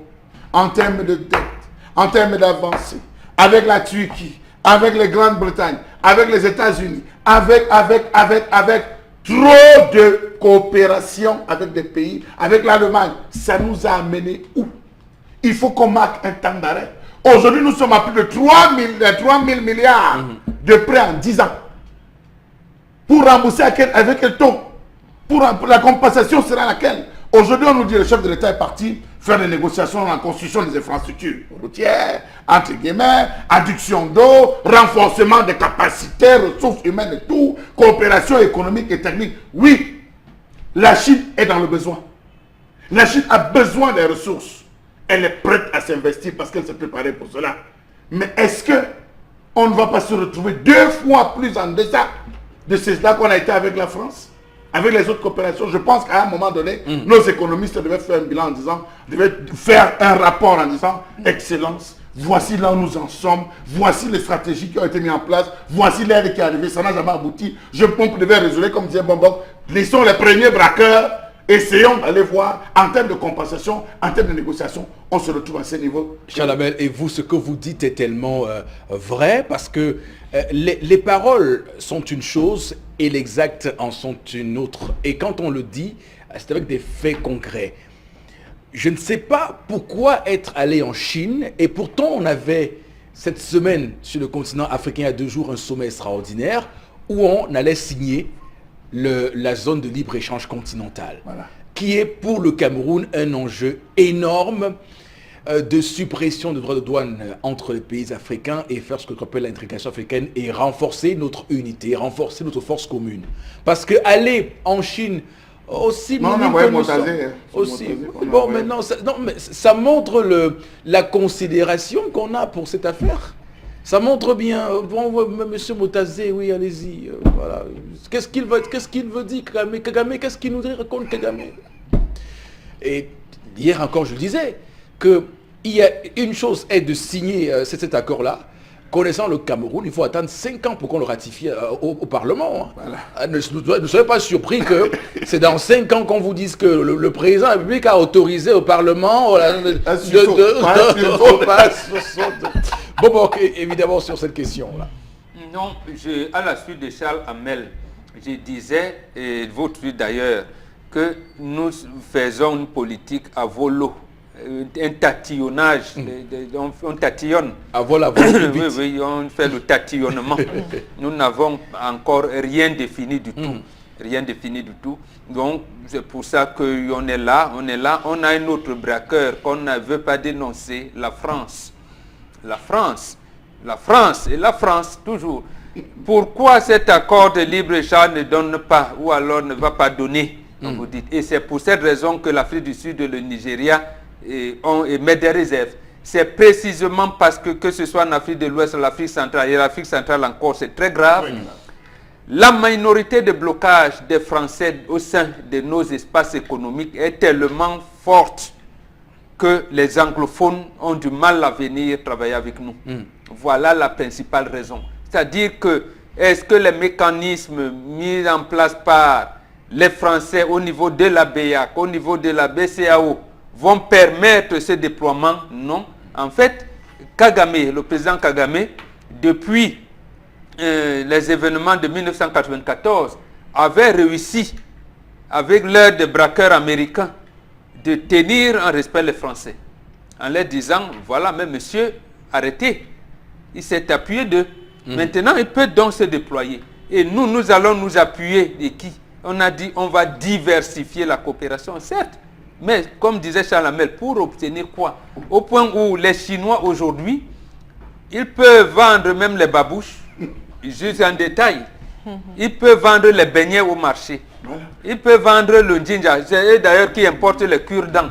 Donc, en fait, quand on dit l'eau, et je comprends votre inquiétude, et vous avez raison, l'eau, au lieu de, comment je vais dire, de faire en sorte que le chef de l'État applique les lois de la République. Un DG qu'il a nommé 3 ans après, il ne donne pas les résultats, on le remplace, il le laisse là, in vita aeternam, voilà, de tout. Alors que l'eau ne coule pas. Alors que l'eau ne coule pas, et alors que les 58 départements du Cameroun portent le nom d'un cours d'eau. Et on ne comprend pas. On ne comprend pas comment on peut avoir l'eau dans des pays désertiques comme le Burkina Faso, le Niger et le Cameroun, qui est un pays avec l'eau. C'est-à-dire que l'eau se manifeste au Cameroun quand il y a les inondations pour tuer les gens au quartier. Donc, il ne peut pas avoir de l'eau potable. Comme ça se fait actuellement à Makape Misoké. Tout à fait. Et ces drains qui voilà, ne finissent pas de... Mais c'est pas possible. Il y a une affaire à Makape Misoké où on construit les drains, ils commencent les travaux, ils laissent. Ils commencent les travaux en saison des pluies, ils savent que c'est la saison des pluies, ils commencent les travaux. Et puis, comme ils ont désaxé le champ, le périmètre là-bas, quand les pluies arrivent, je vous assure, les inondations sont terribles. Il y a des gens sont dans l'eau, les gens, vous avez des mamans qui pleurent comme dans un deuil. C'est grave. C'est une parenthèse. Je vous invite à la fin de cette émission à aller du côté de Kondi. Aller du côté du Kondi. J'y suis passé le matin. Je vous invite, non, c'est-à-dire je vous invite pour lundi. Vous viendrez nous dire. Voilà. L'autre information ce matin, Florazé. Oui, Eric Fopoussi, sur la toile, on parle de l'opération Hyperview. Vous savez, sur la toile, tout le monde s'interroge après et aussi des rumeurs, des fake news et autres. Parce que, vous savez, les Camerounais s'interrogent. Déjà depuis le 19 mars dernier, on s'interroge sur pas mal de personnalités pourront justement qui pourraient rejoindre les geôles de la prison centrale de Kondengui. Alors maintenant, on a eu une petite image de Robert Nkili, l'ancien ministre des Transports, ancien, on se rappelle, inspecteur général de la pédagogie au ministère de l'Éducation nationale. Alors, une petite image aussi. On rappelle que l'information qui circulait depuis quelques jours, affirmant que l'ancien ministre Robert Nkili serait donc cité parmi les différentes personnalités probable qui serait justement en arrestation et puis qui pourrait justement rejoindre les geôles de la prison de Kondengui. Alors on rappelle aussi que l'armée a tout de suite été démentie. On a même eu la famille qui a démenti cette information et aussi même selon le maire Francis Zibi Samba aussi qui a selon lui remarqué que c'était une fausse rumeur, mais d'autre part aussi parce qu'on a vu le même Robert Nkili en tenue de RDPC justement qui dans le département du Nyong et Fumu aussi qui donnait participait à une sorte de campagne avec le RDPC. Que se passe-t-il? Il y a tellement de personnalités justement qui sont au crible sur la toile. on s'interroge, qui est arrêté, qui est auditionné ou qui ne l'est pas. C'est la véritable interrogation qui circule sur la toile avec des fake news, des intos ou infos sur la toile à travers justement cette information d'opération épervier. Bon, Bengan, réaction? Oui, la toute première, c'est un amusement. Je me rappelle, le ministère des Transports, il vient présider un conseil d'administration chantier naval.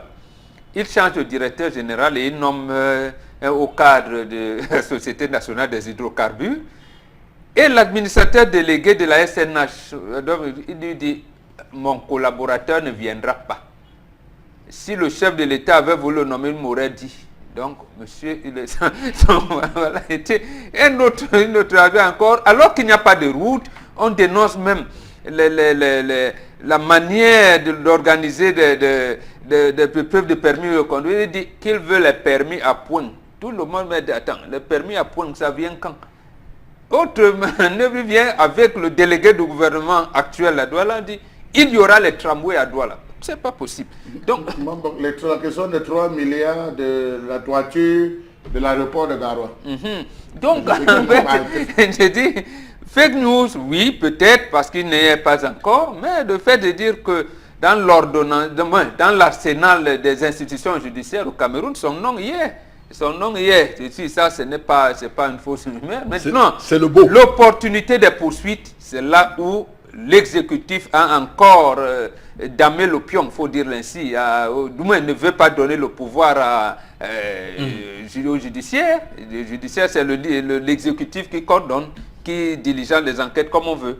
Donc, c'est pour ça que moi, opération épervier, opération, je n'y crois pas. Bon, on procède à des arrestations qui vont ternir l'image du Cameroun au lieu de crédibiliser le Cameroun. Et surtout que le président de la République semble procéder à des multiples arrestations pendant l'élection présidentielle, l'année où il y a l'élection présidentielle, pour se donner une bonne image en disant qu'il veut assainir les finances publiques. Et tout Ce ça. qui m'énerve, c'est que vous appelez le nom de Papa Nkili. Peut-être que mon père l'avait oublié même déjà. Vous voulez encore qu'il se rappelle. Tu vois comment les Camerounais sont moments. Ils commencent à publier ses photos, parler de lui, les perdus, alors qu'on l'a même pas interpellé. Vous aimez trop ici au pays. On a fait ça justement, il y avait quelqu'un qu'on avait oublié, Ndundumu. Il est revenu. Même du Toya. Voilà. On l'a réveillé aussi. Vous réveillez les morts. C'est énervant. Le père ne va rien faire. Papa ne fait rien. Quand je parle, il comprend. Il ne fait rien. Ce sont vos plans. Vous avez fait ça pour Tanganakuna. Oh, il a fui, il a fait ceci. Jusqu'à on l'a encore récupéré. On dit qu'on l'a récupéré. On l'a arrêté au Nigeria. C'est toujours à cause de vous qu'on l'a arrêté. Parce que sur les réseaux sociaux, vous avez publié. C'est vrai, si on se taisait, peut-être que ton père aurait laissé. C'est que mon père devait même oublier. Mais vous êtes là, vous voulez toujours. Si mon père meurt avant son jour, parce que c'est même vous qui allez le rendre malade. S'il meurt avant son jour, vous les Camerounais, vous aurez affaire à moi. Ne m'amuse pas. On n'a pas deux pères. On n'a pas deux pères sur terre. Qui parle, on va dire que quelqu'un aime trop faire la talakou. Je vais faire. Quand vous restez dans vos bureaux, vous faites la talakou, vous faites quoi? Quand ce moment vous parlez, qu'elle aime trop faire la talakou. C'est pas la talakou, Tanda. Même si c'est ça, bon. Même si c'est la talakou. Qui n'a jamais fait la talakou? Vous faites souvent. Lui. Charles Hamel, oui. Je pense pour ma part que on devrait dissoudre l'opération épervier. Vous êtes un dissolvant depuis... On devrait dissoudre l'opération. Je suis de votre avis, Charles Hamel. Depuis je ne crois pas à quoi ça nous sert. devons dissoudre le tribunal criminel spécial et l'opération épervier. Pourquoi 10 ans après, pouvez-vous me dire à quel rythme obéir les arrestations? Qui porte plainte? À quel moment sait-on qu'on doit poursuivre X ou Y lorsque les faits sont établis depuis et qu'on laisse les individus à leur poste de responsabilité? Il y en a même qui bénéficient des nominations. Qui bénéficient des nominations alors qu'ils sont... Ils traînent des casseroles. Ils traînent des casseroles. Je m'interroge. Deuxième point. Quand on fait de l'argent déjà récupéré, d'ailleurs on a récupéré combien? Combien a été utilisé dans ce qu'on a récupéré? On parle de 4 milliards. En combien d'années? C'est petit. Vous avez parcouru la liste. la liste de tous ces comptes qu'on avait mis à la disposition du commun des Camerounais. Oh, mais c'est vrai qu'au départ, il y a eu des informations. Au départ, il y a quand même eu des imbroglios autour de l'opération parce que les non-citants disaient ils ont pris 50 milliards, 40 milliards. Le drame, c'est qu'on a les suivi, chiffres étaient trop. on a suivi les procès de chacun d'eux. On a suivi les procès de chacun d'eux avec les montants détournés. Ce n'est pas la fin des comptes. Hein. C'est l'argent qu'on dit telle personne. Yves Michel Foto, quand il était en fonction, il a détourné tel nombre de milliards dans telle action, tel nombre de milliards dans telle opération, tel milliard dans le milliard. Au total, la première somme qu'on avait décrite, je pense, c'était 50 millions d'euros, si je ne me trompe pas. Il s'est proposé à rembourser. Après ça, on a vu les Mendozé se proposer à rembourser. Mais on a combien? Il faut se poser la question. L'argent utilisé par la justice mammouthée, c'est lui-même, c'est combien? Il reste donc combien? Première question. Est-ce que c'est une opération à tête chercheuse? Je m'interroge. Parce qu'on a eu le cas de Biliti Bissam. On s'attendait à ce qu'il y ait une suite. Si c'était l'opération hypervienne qui gérait les ficelles. On a eu le cas de remboursement de Clash, du fameux Clash, où un ancien ministre des Transports était géré avec... Non, mais vous voulez même isoler, je mettais. Non, mais parce que non, parce qu'il faut le dire. Oui, allez-y. Disons-le au Camerounais. On a eu, si vous me le permettez, l'affaire de 75 milliards, M. Fopoussi. Les 75 milliards, on a démontré par A plus B que c'est de l'enfumage. Pourquoi donc les laisser en fonction et attendre les arrêter après? Était-ce la volonté du peuple? C'est vrai que le chef de l'État, institution de cette République tant respectée, avait dit que les détourneurs devaient rendre gorge un bonbon. Oui, on attend qu'il rende gorge. Est-ce que c'est le peuple, la volonté du peuple? Alors, ce qu'on est en train d'arrêter, ça obéit à quel principe? Nous avons le cas de Ndoundoumou. On avait décrié Ndoundoumou. C'était devenu comme un tam-tam qu'on tapait. Il allait se reposer. Après, on est venu. Finalement, pour entrer en studio, sortir un morceau. Mais son cas est... Non. Ne vous retenez pas. Ne vous retenez pas. Non, son cas est particulier en tout cas. Mais chaque cas est particulier. Non, son cas est particulier. Qui est particulier? Même est particulier. Guy Bandouti est particulier. C'est par rapport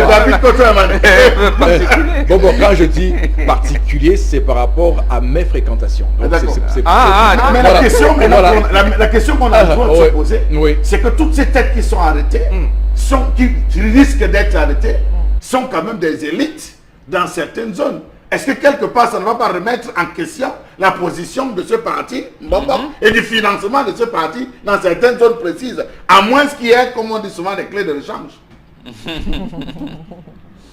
Puisque celui, Florano, dit que la dernière image était en tenue du parti pour le sénatorial. Alors, Florazé? Oui, la troisième information. On s'interroge également sur... on est au sud-ouest, dans la localité de Lébaliem. Que se passe Lébaliem? Que se passe-t-il réellement? Là-bas, on a encore eu des assaillants justement qui ont attaqué au cribé de balles le véhicule du préfet de cette localité. Et puis on a également, on rappelle que depuis quelques jours, on a eu 30 étudiants de l'université de Thion même qui avaient été, ainsi que le PCA du GCE Bout, qui avaient été enlevés. Ça, c'était le week-end dernier. On avait aussi eu la résidence de Paul Tasson incendiée. Que d'événements horribles justement qui se déroulent dans cette partie du pays. Et puis pour la petite information, le préfet se rendait justement au village du ministre Tasson Paul en compagnie du délégué départemental du MINCAF en vue d'évaluer les dégâts suite à l'incendie du domicile du ministre donc perpétré par des terroristes dimanche dernier. Et puis on a également au cours de cet acte plutôt triste criminel, un garde de corps est blessé. En tout cas, on n'a pas plus d'informations officielles par rapport à cette information. Mais sur la toile, les internautes s'interrogent et s'offusquent. Pourquoi ne pas justement déployer un dispositif sécuritaire dans cette partie du pays depuis les récents événements qui sont déjà déroulés de ce côté? La crise anglophone qui s'enlise, on a déjà le refrain qui tonne à tous les coups lorsqu'on doit évoquer un rebondissement ou un nouvel élément qui rentre dans le cadre du développement de cette crise anglophone, de cette question anglophone et de comment, depuis qu'elle a éclaté il y a 2 ans, elle est gérée au Cameroun. Charles Hamel, un commentaire, Oui, tout un préfet, parce qu'on va dire que c'est que les démembrements de l'État continuent à être ébranlés par ces sécessionnistes. Alors, je vais inviter tous les stratèges à reparcourir les mémoires du maquis au Cameroun par rapport aux stratégies qu'employaient certains individus en termes de réplique. Bon. Je le dis pourquoi, parce que on ne peut pas... Il y a des zones qu'on a déjà ciblées. On sait que telle zone, c'est une zone dangereuse. Telle zone, c'est une zone dangereuse. Si ceux-ci viennent au bord de la route pour faire X, et ils vont se replier, où vont-ils se replier, où peuvent-ils se replier? Je crois qu'on peut commencer par mener cela, mettre à contribution les chefs de village, mettre à contribution les équipes. Je ne pense pas qu'on pourra faire des campements. On ne pourra plus faire des campements comme on faisait les campements à l'époque, mais on peut s'inspirer de la politique ou des plans qui avaient été mis en place pour essayer de contenir ces différentes actions. Ça, c'est dingue. De deux, vous ne pouvez pas avoir une situation comme celle-là dans une zone où on a attaqué le domicile du ministre, où on a enlevé 35 jeunes, et vous prenez la peine encore sur vous d'aller seul, sans être accompagné par les forces de défense, sans demander l'accompagnement des forces de défense pour aller évaluer. Donc vous pensez qu'ils ont fait, ils ont disparu. La zone reste constamment minée. Il faut véritablement procéder à un déminage. Et je pense que cette situation perdure déjà beaucoup. Je crois qu'il faut trouver une stratégie finale. Soit nous passons véritablement par le dialogue, soit alors nous procédons par ce qui est en train de se préparer. Moi, je suis en train de se préparer, mettre ces gens finalement hors d'état de nuit. Mais toujours est-il que les populations sont mal à l'aise. Nous avons plus de 20 000 réfugiés camerounais déjà au niveau du Nigeria, au niveau du Cross River, de l'Aqua, je pense à quoi, le Cross River, Aqua quelque chose, où on a 20 000 Camerounais qui ont des difficultés, qui ne parviennent plus à avoir 3 rations par jour, qui se retrouvent à consommer, des filles camerounaises qui font la prostitution, des enfants malnutris. Donc je crois que ça devient un peu grave, il faut que les mesures soient prises. Donc la cote d'alerte est atteinte. Au final, bon Bengan, aussi votre commentaire sur cette évolution dans cette crise anglophone et ce préfet d'une zone qu'on a qualifiée ici de zone à risque qui est attaquée ainsi. On ne reviendra pas sur la stratégie qui a été mise en place, mais pour dire que tous ces éléments, tous ces harcèlements de l'ennemi, puisque c'est ainsi qu'on peut l'appeler l'ennemi, nous montrent à suffisance qu'il y a urgence de trouver une solution définitive à ce problème et qu'on en sorte grandi comme une grande nation qu'est le Cameroun. Oui, justement, et j'ai dit heureusement que le préfet n'ait pas été enlevé. Oui. Heureusement, et qu'il n'ait pas été atteint par des balles. Vraiment, c'est Dieu merci que cela soit arrivé. Moi, je partage le point de vue de Charles Hamel, mais comme je pense que l'option guerrière ne va rien donner, ou alors comme vous avez dit, va enliser la situation, il faudrait que le chef de l'État vraiment se rende à l'évidence qu'il ouvre le dialogue. Qu'il ouvre le dialogue. Je pense qu'il y a 2 personnalités qu'on peut mettre à contribution. Il y a le cardinal Christian Toumi, il y a un monsieur David Aboué-Machoï, il y a Dorothy Ndiema. Voilà. Bon, Dorothy Ndiema s'occupe de l'ECAM là-bas. Bon, peut-être que... Mais les 2 là, au moins, il y en a un qui est fils de la région, qui est bien connu, et l'autre qui y a travaillé et qui est une personnalité respectable, qu'on engage les discussions, même informelles. Qui, à mon avis, est un présidentiable. Ah, d'accord. Mais qu'on engage ce dialogue-là vraiment. C'est pas que sont ses ambitions. Au-delà de... On a vu ce que le gouvernement a fait, n'a pas pu, puisque au sein du gouvernement, il y en a qui veulent absolument militariser la zone. Ils pensent que c'est une option. On a vu le Fax en Colombie, ils ont mené la guerre pendant 50 ans. Et ils étaient encore prêts à continuer. Donc, on a vu en France, par exemple, le problème corse. C'est comme ça que ça se passe. Même s'il y a une option militaire, il y a une négociation qui se fait après. Je vous l'ai dit ici à un moment donné, lorsque Jacques Chirac arrive à la coalition avec Mitterrand en 86, son ministre de l'Intérieur avait été... Charles Pasqua. Il y a eu une loi qui durcissait l'entrée en France. Le groupe Action Directe a commencé à poser les bombes partout. Et au moment où on voulait, Pasqua dit, je vais terroriser les terroristes. Une bombe a explosé le lendemain au ministère de l'Intérieur. Place Beauvau. Voilà. Et après, la Tour Eiffel était menacée, la mairie de Paris, partout. On a dit, on négocie derrière pour qu'on les mette dans une situation confortable. Dans notre cas, nous sommes tous Camerounais et nous ne voulons pas que notre pays soit partitionné. Ne sera pas, j'allais dire, on va dire, l'État s'est affaibli. Il n'y a pas de faiblesse à ce niveau. Il n'y a pas de faiblesse. Moi, je pense même que si le chef de l'État engage une négociation réelle, comme nous l'a suggéré également nos partenaires de Commonwealth et tout, vous pourrez le voir obtenir même un prix Nobel de la paix.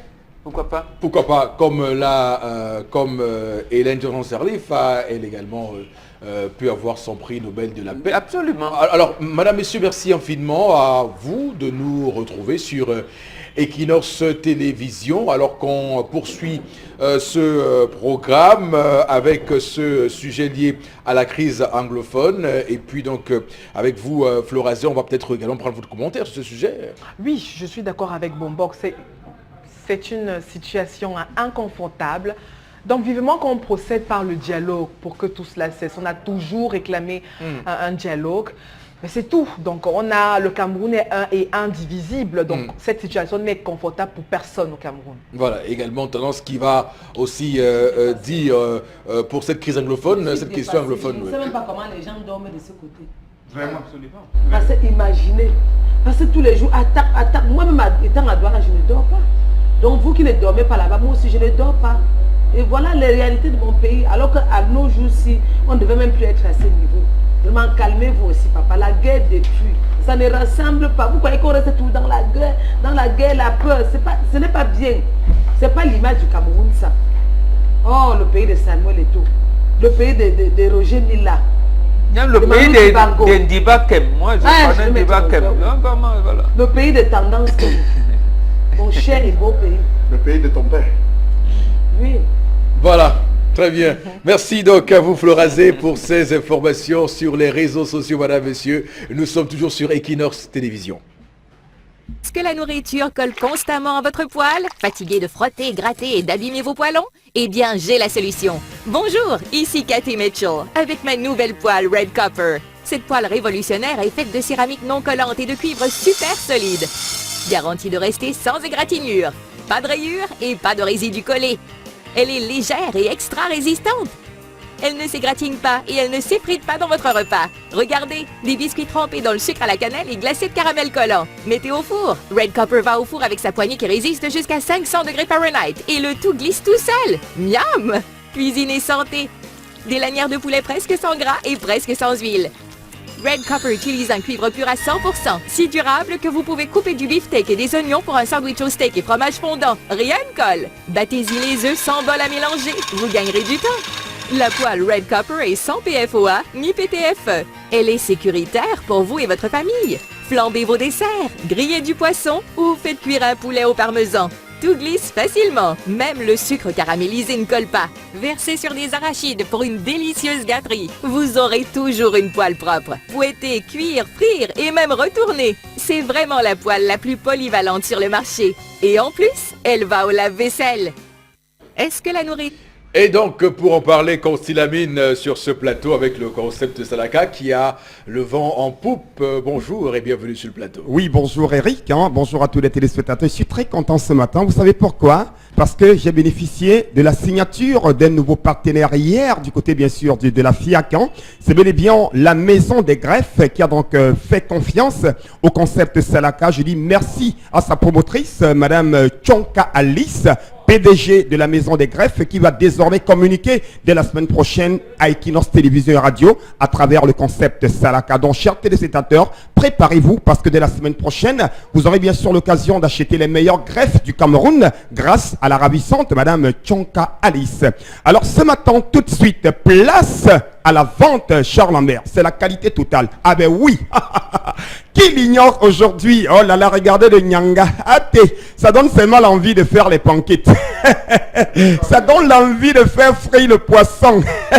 Ça donne l'envie de faire les omelettes. Ça donne l'envie de faire frire du plantain. Et s'il vous plaît, sans utiliser de l'huile. Oh oui, je vous le rappelle. Hein? Sans utiliser de l'huile, on peut faire ses panquettes. On peut faire frire son poisson. On peut faire ses omelettes. On peut faire frire ses pommes. Et même son manioc, pour ceux qui aiment le manioc frit, comme Constilamine. Alors c'est l'occasion plus que jamais de commencer déjà à appeler dès à présent à nos numéros de téléphone qui s'affichent au bas de l'écran et de passer vos commandes. Oui, passez vos commandes pour avoir cette poêle révolutionnaire, cette poêle médicale, cette poêle de qualité supérieure, cette poêle qui ne se dégrade pas, cette poêle qui ne se casse pas, cette poêle qui ne colle pas. Oui, la poêle Red Copper, vous l'avez à 15 000 francs. Oui, je n'ai pas dit 150 000 francs, je n'ai pas dit 250 000, j'ai bien dit 15 000 francs. Les gens vont dire, mais pourquoi dépenser 15 000 pour une poêle? Ça vaut la peine quand elle est médicale, quand elle ne colle pas, quand elle est solide, on peut dépenser même plus de 15 000 francs. Mais parce que c'est le concept de Salaka, chers téléspectateurs, vous l'avez à 15 000 francs. Quel qu'en soit où vous êtes, ça ne sert à rien d'acheter des poêles dont on ne connaît pas la provenance. Ça ne sert à rien d'acheter des poêles déjà utilisées. Ça ne sert à rien d'acheter ces poêles qu'on nous vend de gauche à droite. Faites confiance au concept de Salaka. Achetez les poêles de qualité supérieure à 15 000 francs seulement. Oui, cette magnifique poêle baptisée Red Copper, poêle maillot jaune, une poêle qui vient de recevoir, bien il faut le rappeler, hein, le prix de la qualité décerné par la Focaco. Alors, chers téléspectateurs, n'hésitez surtout pas, passez vos commandes dès à présent et achetez cette magnifique poêle à 15 000 francs. Et je vous donne rendez-vous, chers téléspectateurs, demain à partir de 10 h du côté de Yaoundé pour assurer la livraison des clients de Yaoundé et arroser le prix que nous avons reçu grâce à vous. N'hésitez surtout pas, commandez dès à présent et achetez la qualité, une qualité qui ne laisse personne indifférent. C'est les poêles Red Copper à 15 000 francs, cette poêle de qualité supérieure. Merci et à tout à l'heure. Alors, bien sûr, sans transition, nous allons tout de suite passer au second produit du jour. Ah ben oui, quand on a sa poêle Red Copper, on a besoin, bien entendu, des gants de cuisine. Pas de plus normal que d'acheter les gants de qualité supérieure, super gants, que voici une paire de super gants pour retirer votre manioc quand c'est en train de bouillir, votre miande, votre bobolo, et même pour retourner votre poisson, même les prunes. C'est l'occasion plus que jamais de sécuriser vos doigts, de sécuriser bien sûr votre cuisine avec cette paire de gants. Je rappelle que ces super gants, ça coûte 6 000 francs la paire de super gants. Oui, ça vaut la peine. Bien entendu, n'allez pas dépenser des centaines de mille quand on est victime des brûlures, quand on est victime bien sûr de tout ce qu'il y a comme tracasserie culinaire. Offrez-vous les gants de qualité supérieure à 6 000 francs, votre paire de gants. Alors à l'instant, comme c'est le Salaka et comme je vous aime tellement, les premières personnes à appeler et à passer leur commande auront l'occasion d'acheter cet ensemble. Bien entendu, notamment la poêle Red Copper et votre paire de super gants à 18 500 francs seulement. Bien entendu, bien 18 500 francs pour tous ceux qui vont nous appeler à l'instant. N'hésitez surtout pas. Et je rappelle que les livraisons se font à domicile, quel qu'en soit où vous êtes. Vous appelez, vous passez votre commande, nous vous donnons les modalités de livraison et vous attendez sur place. Vous serez livré une fois de plus. Merci et très bon week-end à Madame Tchonka Alice, PDG de la Maison des Greffes. Merci beaucoup et à demain. Merci. Ma contribution, vraiment, je ne vois pas que ça aurait un effet puisque j'ai vu toujours beaucoup de gens et contribuer, ça n'a pas avancé. Mais ce que je constate, c'est que nous, on ne regarde pas vraiment la réalité du problème en face. Quand je regarde par exemple le problème de la Coupe d'Afrique qu'on voudrait organiser ici chez nous, je vois comment à chaque moment on est menacé pour nous retirer cette canne. Ça veut dire que notre gouvernement n'a jamais regardé le côté sportif en face. Et si jamais il avait eu à regarder depuis, on ne serait pas en train de recommencer toutes les choses encore à zéro. Ceux qui nous menacent, qu'on menace de nous retirer pour les donner, ça veut dire qu'ils sont prêts depuis. Donc je suis vraiment déçu de la manière où notre gouvernement fonctionne. Nous on souhaite que, même si c'est le président de la République qui ordonne le travail, qu'il puisse un jour lui-même comme ça faire une descente sur le terrain. Nous, par exemple, ici à Douala, on a vu le président ici là, quand il était venu pour peut-être lancer le chantier de construction de l'usine de gaz et peut-être le pont sur le Vouri. Mais je ne sais pas combien, est-ce qu'il est encore rentré une fois comme ça, regarder un jeu pour regarder, pour voir si vraiment les choses s'en vont. Donc notre souci, c'est que le président de la République fait le travail, mais il ne fait pas ce que nous on attend de lui. Ce qu'on attend de lui, c'est qu'il puisse lui-même toucher parfois la réalité du terrain. S'il descend sur le terrain, il verra que tout ce qu'on lui parle, ce n'est pas ce qui se passe sur le terrain. On a toujours rêvé qu'on voit une mission d'inspection comme ça, que ce soit lui-même principalement, qui descend comme ça, là, mais imprévu. Quand il dit qu'il vient, j'ai vu une fois dans la nuit ici, là on remblait les trous parce qu'on avait parlé que le président n'a plus d'aller venir. Mais ça veut dire qu'il y a à faire pour ça, mais on ne le fait pas.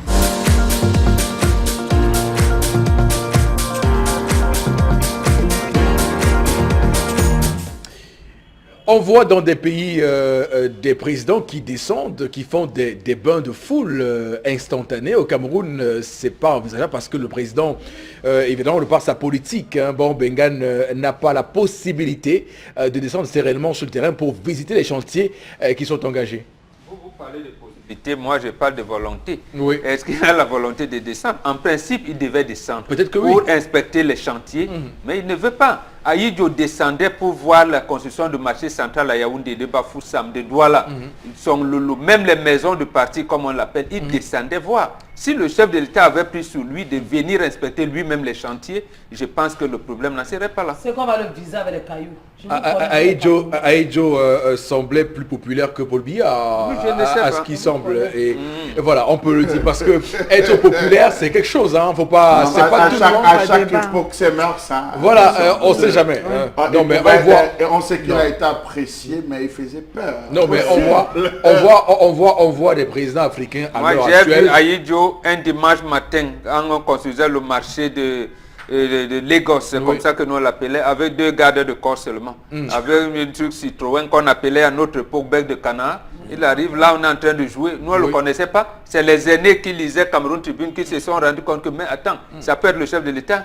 Mais ces gardes vous disent de jouer, on joue au ballon, bon. Être un président Voilà, populaire, là où vous n'est pas appelez facile. Gazon, nous on appelait la place de l'indépendance. Être Ou même un- le nom, vous avez changé. Être un président populaire n'est pas facile du tout. Il faut mener. Mais des le nôtre est politiques. populaire, non? Il est élu depuis au moins 92, chaque fois il est élu. Bon, il y a une chose dans les unes, il y a l'autre sur le terrain. Hein, pour aller faire un banc de foule, on verra si effectivement vous êtes populaire sans que vos gros bras deviennent... Il s'appelle le choix du peuple. Voilà. Donc, moi, En tout cas, merci beaucoup à vous pour cette autre semaine chargée d'actualité et d'informations sur Equinox Télévision. On vous souhaite un très très bon week-end. Retour à l'antenne lundi prochain. Restez sur notre antenne parce que de belles choses arrivent ce week-end avec dimanche le rendez-vous droit de réponse et d'autres programmes qui vont arriver également, Géopolis et autres sur Equinox Télévision. Et que Dieu bénisse le Cameroun.